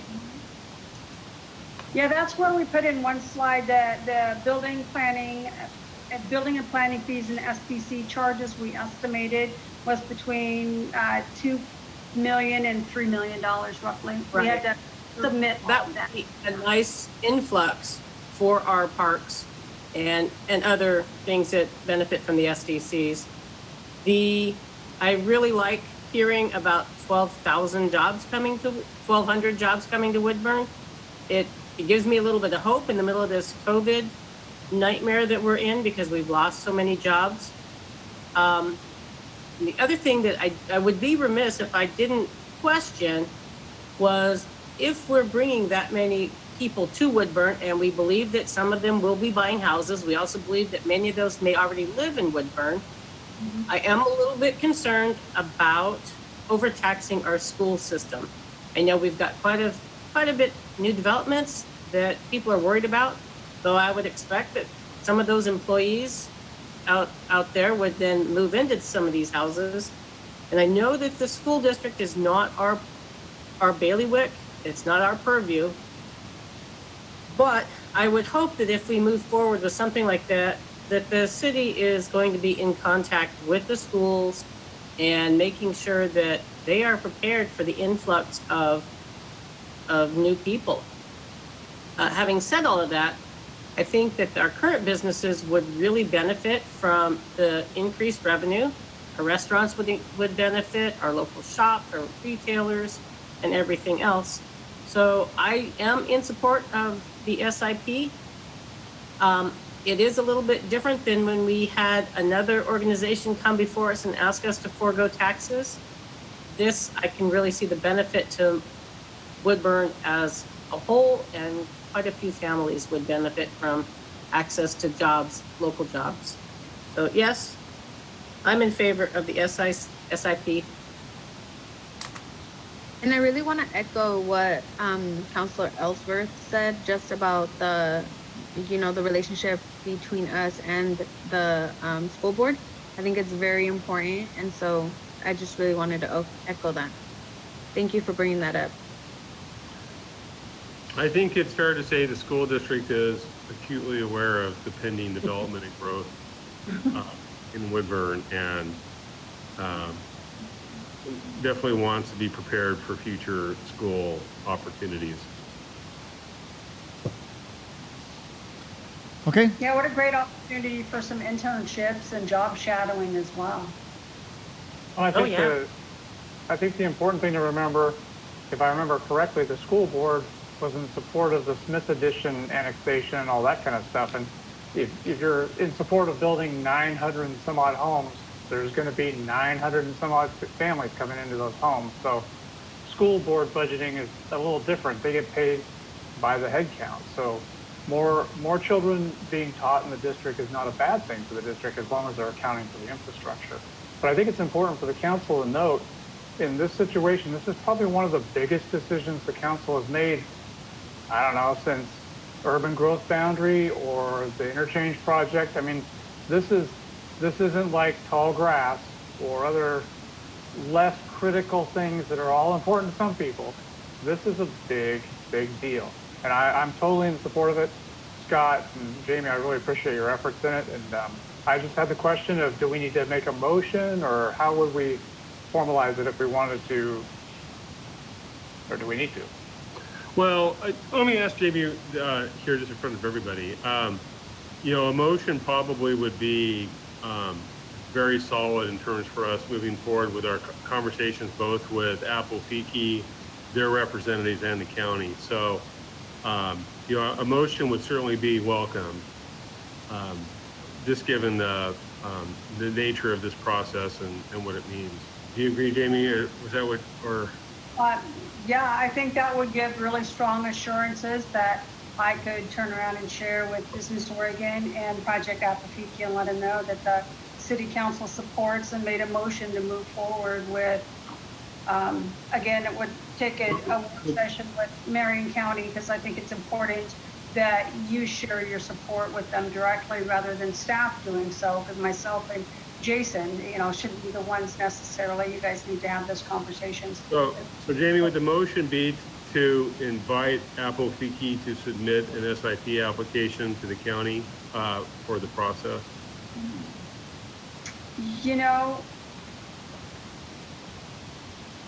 I think the county has to invite the application, but maybe the motion could be to the Woodburn City Council supports moving forward with the strategic investment process. I mean, Bob, you might want to help us out with this one, but I think it's more the approval of the program and moving forward in a.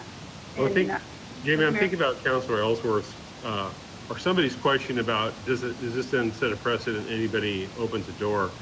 I think a motion could be specific to Apofiki. Apofiki, yeah.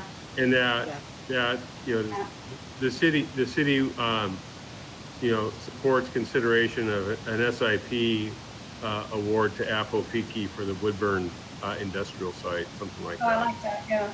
Yeah, I agree with that. And Scott, you've used the term does not oppose. I like it more, the city council supports. I'd much rather reframe it in, you have the support of the city council, we're not going to oppose it. Yeah, that's better. That's way better. Yes. Yeah, I like that. That's what they, Marion County needs to hear, and of course, Apofiki, that you support this endeavor, so, Apofiki. All right, so I entertain a motion. Are you ready for a motion? I make a motion that the city council supports the SIP application on behalf of Apofiki, and that's it. Authorize Jamie Jonker, the Economic Development Director, Manager, to enter into conversations. I think if we just say and authorize the staff, because it would be myself and Scott. So moved. Second. All those in favor? Aye. Aye. Opposed? Aye. All right, motion carries.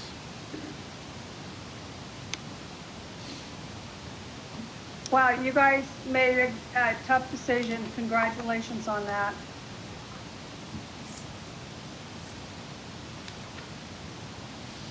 Congratulations, Jamie. Good work.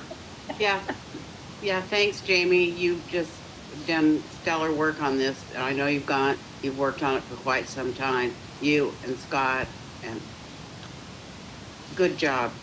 Thank you. It's been a project. Now we need to get back to tall grass. Yeah. So please convey that we are in support and we will embrace them and hope they choose Woodburn. Well, this was what they were waiting for, so I'll be really excited to call Jill if she's not listening in on Facebook. I know Denny Hool, our business development officer, was going to watch as much as he could on Facebook this evening. So, and Apofiki's representatives and SPEC's representatives could very well be watching us on Facebook right now. Gosh, Jamie, if I knew that Denny was going to dial in, we would have moved this to the end of the meeting. Sorry, Denny. Well, if he's not watching, I'll make sure he knows that. It is recorded. You could log in. This is true. No, it's a great. Thank you so much. And I'll work with Marion County staff to get a work session set up with the commissioners as soon as we can. All righty. Okay. Well, next on our agenda is business from the public, and there's still no one here except us three. And we'll move to the consent agenda. May I have the city recorder please read the items? The items on the consent agenda are as follows. The Woodburn City Council minutes of April 13th, 2020, crime statistics through March 2020, and building activity for April 2020. Anyone have any questions about those? Would like to remove one of them? I'm staring at the screen. I'm seeing no expressions from any of the city councilors either way. So, okay. Then we will entertain a motion to approve the consent agenda. Mr. Mayor, I make a motion that we approve the consent agenda. I second it. All those in favor? Aye. Aye. Opposed? Motion carries. Okay, we're going to move to general business. And the next item is Council Bill number 3125.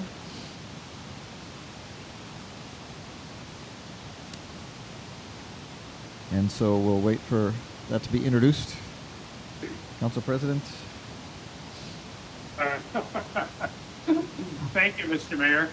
I was asleep at the switch. Mr. Mayor, I'd like to introduce Council Bill number 3125. Council Bill 3125 has been duly introduced, and being an ordinance requires 2 readings. May we please have the first reading by title only if there's no objection? Council Bill number 3125, an ordinance creating a temporary declaration of candidacy process for the election of city officials, making findings justifying the need for this new election process because of the COVID-19 pandemic, and making a declaration of emergency and sunset clause. Okay, we've had our first reading of Council Bill number 3125. May we now have our second reading, again by title only, if there's no objection. Council Bill number 3125, an ordinance creating a temporary declaration of candidacy process for the election of city officials, making findings justifying the need for this new election process because of the COVID-19 pandemic, and making a declaration of emergency and sunset clause. Thank you. May we have a staff report, please? Oh, sorry. Mr. Mayor and Council, Heather and I have jointly done this staff report, and I think it's an issue that we've briefed the council on a little bit. Your current process, as you know, to file for mayor and council involves a nominating petition, 20 signatures. The ordinance before you was actually mentioned by several councilors and suggested as something that we would put in front of you, although clearly it's up to you since we just quickly put it together, but we have been fairly focused on it. What it does is it temporarily, for a 1-year period, there's a sunset clause in it, as the recorder just said. For a 1-year period, the process would be different.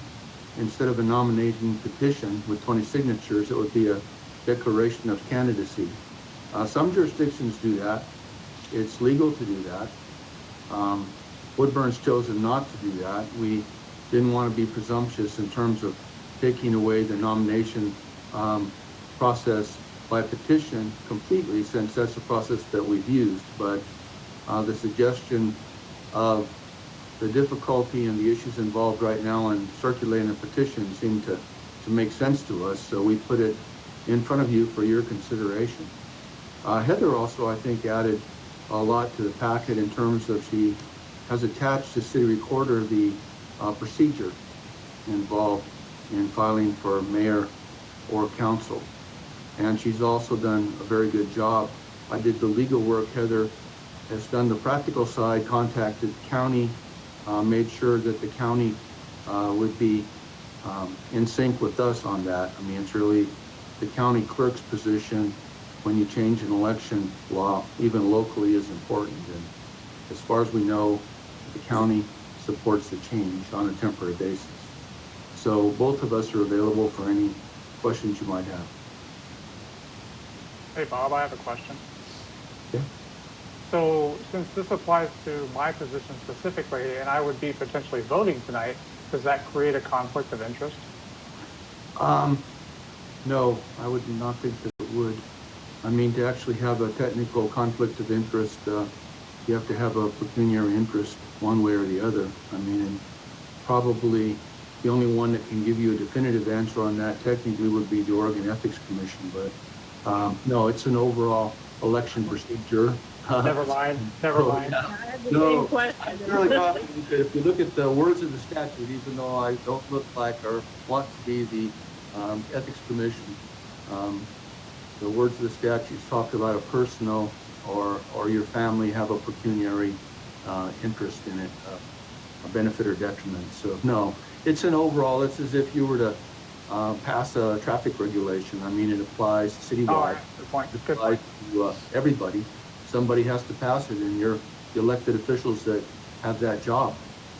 I think we just wanted to hear you say pecuniary interest, because it's such a hard thing to say, so thank you. Well, I love that. Yeah. Pecuniary interest. Any other questions? Thanks, Bob. Thank you. Questions, discussion? Okay, then we will do a roll call vote. Counselor Ellsworth? Aye. Counselor Carney? Aye. Counselor Cabrales? Aye. Counselor Morris, Aye. Counselor Cornwell, Yes. Counselor Schaub, Aye. All right, Council Bill number 3125 has been duly passed. All right, next up is the award of construction contract for the Mill Creek Pump Station. And so this will require a motion and a second and a vote, but I'm sure we have a staff report first. Hey, City Council, Mayor, City Council members, this is Eric Lucas, the Public Works Projects and Engineering Director, again with you. And this is a long-awaited project that we finally were able to get out the door, and involves 3 or 4 major components. One of the big things, of course, is the standby generator, but even bigger is the low-flow pump, which will take off stress off of the 3 large, very expensive pumps. I don't know if you remember a couple of years ago that we did a sole source on one, and it was very expensive item, and so we don't want to be wearing those out. We want them to last their whatever it's 10 to 20 year lifespan. So this low flow pump will greatly increase or at least allow them to have their standard lifespan instead of being worn out too early. So that's another object that is in the contract. And then also there's a few other items, including 2 new sluice gates and new lining for the existing wet well, which is very important because at the time it tends to deteriorate and has to be kept full of integrity in terms of the walls, because we can't afford any collapses or breakages. In our major pump station, which does account for 98% of all the sewer flows of the city of Woodburn. So that's those are kind of the major items. I think also there's a new fuel transfer switch, which is quite spendy, but we think we got a really good price on this, and in terms of the climate that we're in, so we're happy to get this out for contract and construction. All right. Questions for Eric?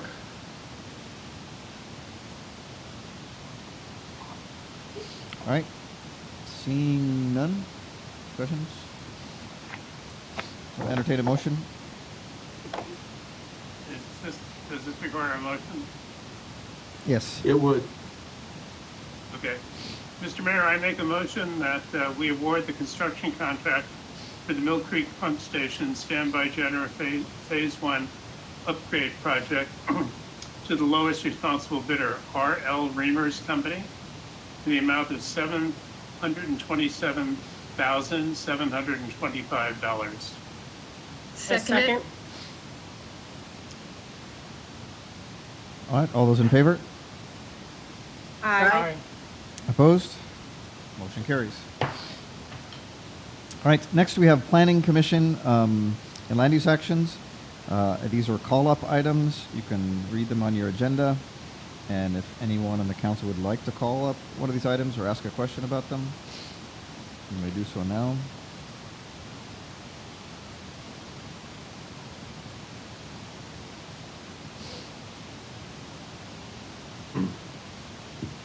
Yeah, I want to call up the Community Development Director of approval of an extension of development decision of Woodland Crossing. What is that one exactly?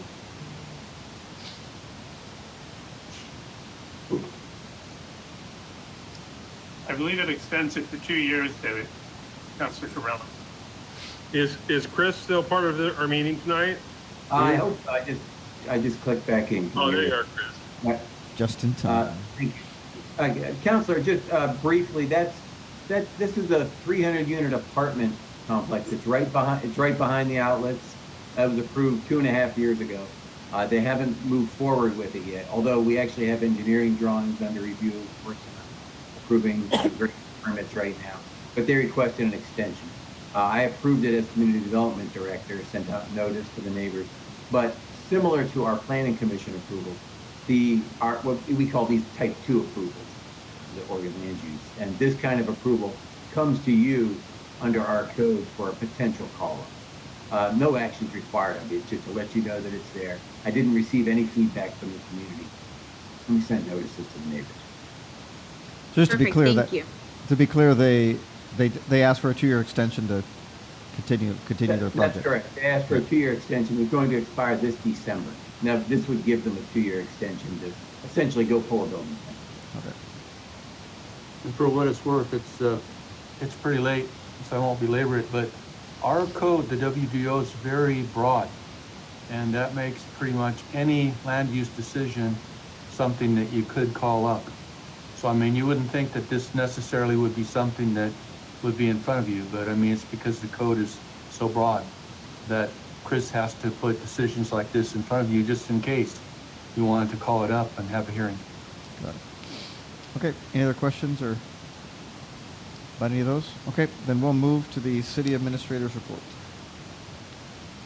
Yeah, it's late, so I'll be short. A couple things is that Thursday at 3 o'clock is our budget committee meeting. And so the city councilors are all in the budget committee meeting, and we're doing little pre-budget committee meeting preps, just given the unusual situation we have with go-to meetings and the weirdness around all of that. So, but mark your calendar. There'll be, Heather's going to send out a notice to people, I think, if not today, tomorrow, to call in for that meeting. I don't think it's going to be very long compared to the all-day meetings we used to have, just because we're going to be doing it in this format. So look over the budget, read the budget message, and call me ahead of time if you have any questions about anything, and we'll work through it and have a kind of a to-the-point meeting on Thursday. I've been sending the city council the weekly COVID-19 community communication and coordination teams work. They're doing, I think, a pretty good work, and they've expanded their role to include not only Woodburn, but to try to provide outreach and coverage to North Marion County. So Jesse is heading that up, and I'm going to continue to forward those reports to you so that you can see all the work that the city's doing along those lines. And then finally, the last thing I have for you is I see Chief is still part of this call. I'm not going to call on you, Chief, but the city has seen a rash of car thefts. For whatever reason, it seems to be growing to almost a daily occurrence in Woodburn. And there's a particular cars that sort of seem to fit the most vulnerable risk. Those cars are a little bit older and easier to break into. So just encourage people to not leave their cars running, keep them locked, don't leave valuables in them, keep their cars parked in places that are well lit and can be seen, and hopefully we'll be able to try to push that number down. So, but that's all I have, Mr. Mayor, unless there's anything specific anybody wants to talk about with me. Okay. I have a question. Go ahead. Scott. Oh, I'm sorry. Is that Mary Beth? Yes, hi. Oh, hi, Mary Beth. I'm sorry.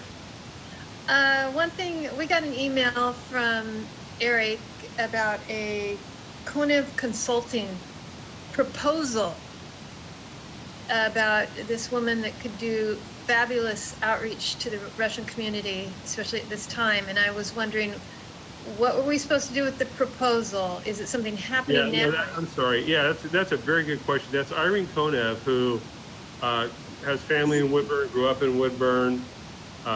She works for the city of Portland. She works for the Slavic community in Portland.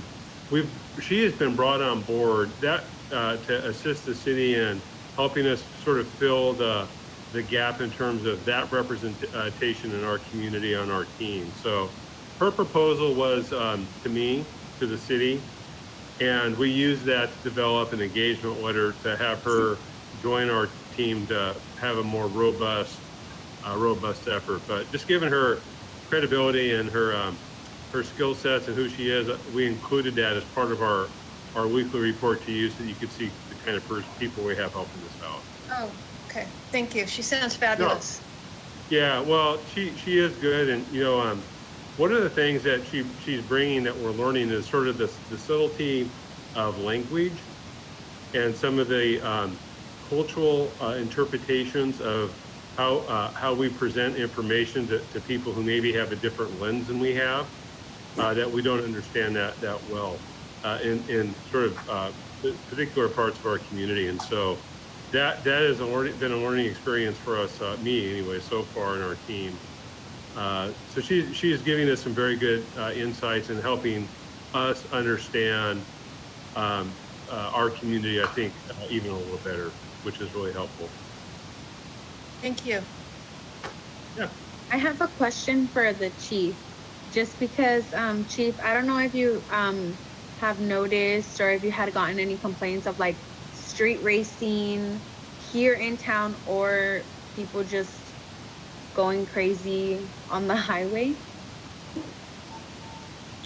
Hi, Counselor. No, I have not heard that. We monitor traffic pretty closely. And we haven't, or if there's any particular areas or any specific complaints, feel free to forward those to my office and we'll take a look at it. Jim, like last night, it was really, really, really crazy. There was like a hot rod, and I'm downtown, so if I call in, I got to describe where it's at, but at the same time, I feel like it might be a waste of time because they might all be gone by the time the officers figure out where it's happening at. And maybe that's what, Debbie, maybe that's what you're experiencing. If you can't pinpoint it, but you hear it for hours on end, you know. Yeah, so what I've been noticing is that it's been happening on Highway 214. And so just because it's that area going towards Jervis, so, but I don't know if they're going to Jervis or if they're going up the, like over the bridge, but that's where I've been noticing it more. Has there been anything going on at the racetrack? Because I thought I heard the racetrack this weekend. Maybe. No, that wasn't. That was the cars. That was the racers. Yeah. I see Sharon nodding her head too. So. We're just used to it over on Hardcastle. It's just the way it is. And Sharon, I saw you nodding your head too. Were you? Okay. Are there any other questions for me or anybody else? I have another question, Jim. I mean, Scott, excuse me. Oh, yeah. Downtown, I know everything else is going on, so this might not be an appropriate time to expect change, but the banners on Front Street still are snowflakes. And are we getting baskets this year? Are we getting flower baskets downtown? And I don't know. You're the one to ask. Chamber of Commerce does the flower baskets. Okay. And I don't know what the status of the Chamber Basket program is this year. The baskets are pretty expensive. They're about $1,250 each. That's raised by donations. So I don't know if our business community will be able to support the level of business flower baskets they have in the past. I haven't heard. In terms of the snowflakes banners, I'll talk to Public Works about that. Thank you. Yeah, Scott, I will ask Jeff to change them out. We got lost in everything going on with everything else with COVID and everything. Will it be seasonal again before long if we just say? Yeah, since you mentioned that, I'm like, oh no. Yeah, I meant to ask Jeff to do that. I'll get on the phone. I'll email him. Who's in charge of the trees down by the railroad tracks? On which side? On the train side. I believe that's us. I didn't hear the question. I'm sorry. The lights on the trees downtown, does somebody check and make sure they're not girdling the trees? Do they get checked frequently to make sure they're loose around the stumps and such? Yes, we just had those installed last year. And we actually need to have the individuals come back out, but with this restrictions, they've not been able to get back out because some of our lights are actually not operational right now. And do they take care of the trees insofar as stripping the growth that's coming, kind of sucker growth that comes up? Who takes care of that? I think it's Public Works, isn't it, Jim? Mr. Rao? Okay. I'm asking Jim. I believe it is. I'm not sure. The trees on the railroad track side, if they're the responsibility of the railroad or if that's Public Works thing, but I can talk to her. Okay. I just noticed they need a little attention. That's all. Thank you. Okay, and Mary Beth, I can tell you that that Woodburn Proud took over the flower baskets numbers of years ago from the Chamber of Commerce. That's Rob Grabs now. And at our last Woodburn Proud meeting, he was going to explore to see if it was viable to get some people to continue to donate for those. But in this economic times, likely likely not. And then it's an ongoing cost to like water them all the time, all the way through the summer. Yeah. And so it's just. I was just about to say that, Mayor. That's the reason why they're so expensive, is because of the like upkeep of them. Yeah. Well, we'll miss them. Yeah. They don't go up. Yeah, but for those of you that think it's an expense, I can tell you that I was at the beginning when we first started doing the flower baskets, and over the years, they've been watered by a local company, a local gentleman that became a company that is now an employer and now owns a house. And so those flower baskets have been really instrumental in making a big difference in a local family and have created jobs and opportunities over the years. So not only have we benefited from the beauty of the baskets, but it's really opened up an opportunity for a family to start a business and employ other people. That is a good story. Okay, other counselors have reports? I can go. You want to go one by one, or anybody just want to chime in? Nothing from me, thank you. Anyone else? Nope, this is where I spend my days. This is where I spend my nights. This is where I spend all my time. I can tell by the day of the week by am I sitting in my work chair? Am I sitting in my lounge chair? Am I in the dining room or the living room? And that's about it. I'm about done with this COVID stuff. So I just want to chime in for, again, all the work that Jamie and Economic Development have been doing. And a question to Jamie. Today was released the Business Oregon launching the $10 million grant program. I'm assuming we're looking into that. Yes, as a matter of fact, I think Scott and I was going to catch up on that. I had a long work session online with Business Oregon today to kind of learn some of the parameters. I've got a couple meetings scheduled in the morning to talk with Renata Wakely from the COG and Denny Poole. And then after I talk with them to get some more parameters of the program, Scott and I are going to chat and find out what the city can do. And it's such a short turnaround. They released it over the weekend, of course. We had our workshop today. The deadline for it's next Monday morning. So it'll be a mad dash, but I think we can put a good program together, providing we can meet the criteria. You know, Jamie, if I could just tack on to that, one of the things I failed to mention that I should is that the city has about $400,000 in housing rehabilitation loan program income that's restricted under federal law. As part of a federal grant we received decades ago. It was low interest home loans to improve homes, and over the years, people have paid those loans back, and we hold on to this money. And so I worked with Bob. McKinsey wrote a legal opinion on it, and we're going to approach also Oregon Business to see if we could modify the state's plan to allow Woodburn to free up that money to support low-income mortgage and small business rental or assistance. It's a significant amount of money, and it could go to support back into community to support some of those types of things. And so Jamie and I are also strategizing on how to maybe get those modifications made so that we could have a program utilizing that money. Okay, and on the business note, the governor's got May 15th as a time to be able to reopen retail. So maybe Jamie, you can speak to that dynamic and whether our county will be reopened or not. Our county submitted an application to the governor to reopen, and you can check on the website. All the counties, they're all being weighed. Like if they're and our criteria has some holes in it. Do you have anything new on that, Jamie? Nothing new. I'll know a little bit more tomorrow morning. I have talked with Jody Christensen, who is our regional solutions team person from the governor's office. And we actually have been talking with Sarah Jane and have a meeting with her tomorrow. Sarah Jane is the general manager at the Woodburn Premium Outlets. And they've had the same question about if retail is going to reopen, how does that impact the mall? because malls aren't opening. However, retail stores can open. So how is that going to be impactful?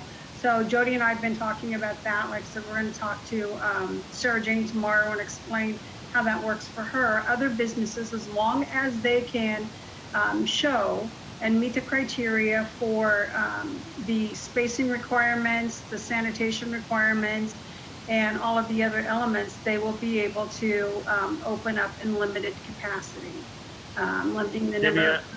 I'm sorry, I saw an email late this evening addressing some of this. Mm-hmm. It looks like the governor is defining retail as being furniture, jewelry, and boutiques. Correct. And that malls haven't been addressed in any criteria yet and aren't subject to the pre-phase one easing of restrictions, do I understand. And that the other types of necessary operations, groceries, healthcare, medical and pharmacies can continue to operate, but will be subject to new criteria as well. So in terms of retailing anything beyond those definitions, and I don't know what is defined as a boutique, it sounds like those are all going to still be subject to phase one. Yes. And as of today, I don't believe Marion County's plan, Marion County modified their plan in light of the governor's criteria that she talked about last week. And no county has been approved as of today. Correct. Yeah, I got the latest Oregon Health Authority report about 6:30 or so, and there's none of them have been approved, but they have been received. I think 31 of the 36 counties have received the applications thus far. And the challenge with the Woodburn Premium Outlets, some of the stores are wanting to open because they do meet those criteria of boutique stores and jewelry stores and places like even restaurants within the mall itself. And it's an open air mall, so it's different than the enclosed ones like Clackamas and Washington Square. However, the mall itself is not equipped or able to open. So we need to define what the parameters are, because the last thing we want is a mass exodus to the outlets when the Simon Corporation, who manages the group, isn't prepared to open the malls yet. So it's an interesting scenario for us to be in. But again, staff will continue working with all of our businesses. We've sent the notices out to by what the governor's office has let so far. Amanda sends out notices to all of the businesses we have contact with at least twice a week. And then she and Jesse, who's Scott's put on the task force to kind of manage the messaging, he has been working with Amanda on calling a number of the other businesses in town to glean their contact information. Because when we do message, we do want to make sure it's as broadly as possible on the criteria, and that we, Woodburn, are doing our best to make sure we're supporting our businesses in the reopening, but we're also instituting and supporting the safety mechanisms that are required to be put in place. Yeah, so by the end of the week, we'll know a lot more than we do at the beginning of the week. Okay, I have nothing other than last week, of course, was Nurses Appreciation Week, so thanks to the police department and the fire department and the ambulance and the Woodburn Proud board members who we got T-shirts to all the nurses in town, and they all felt great. The directors of the clinic were very appreciative of the fire trucks and the police cars coming through and being appreciated that way.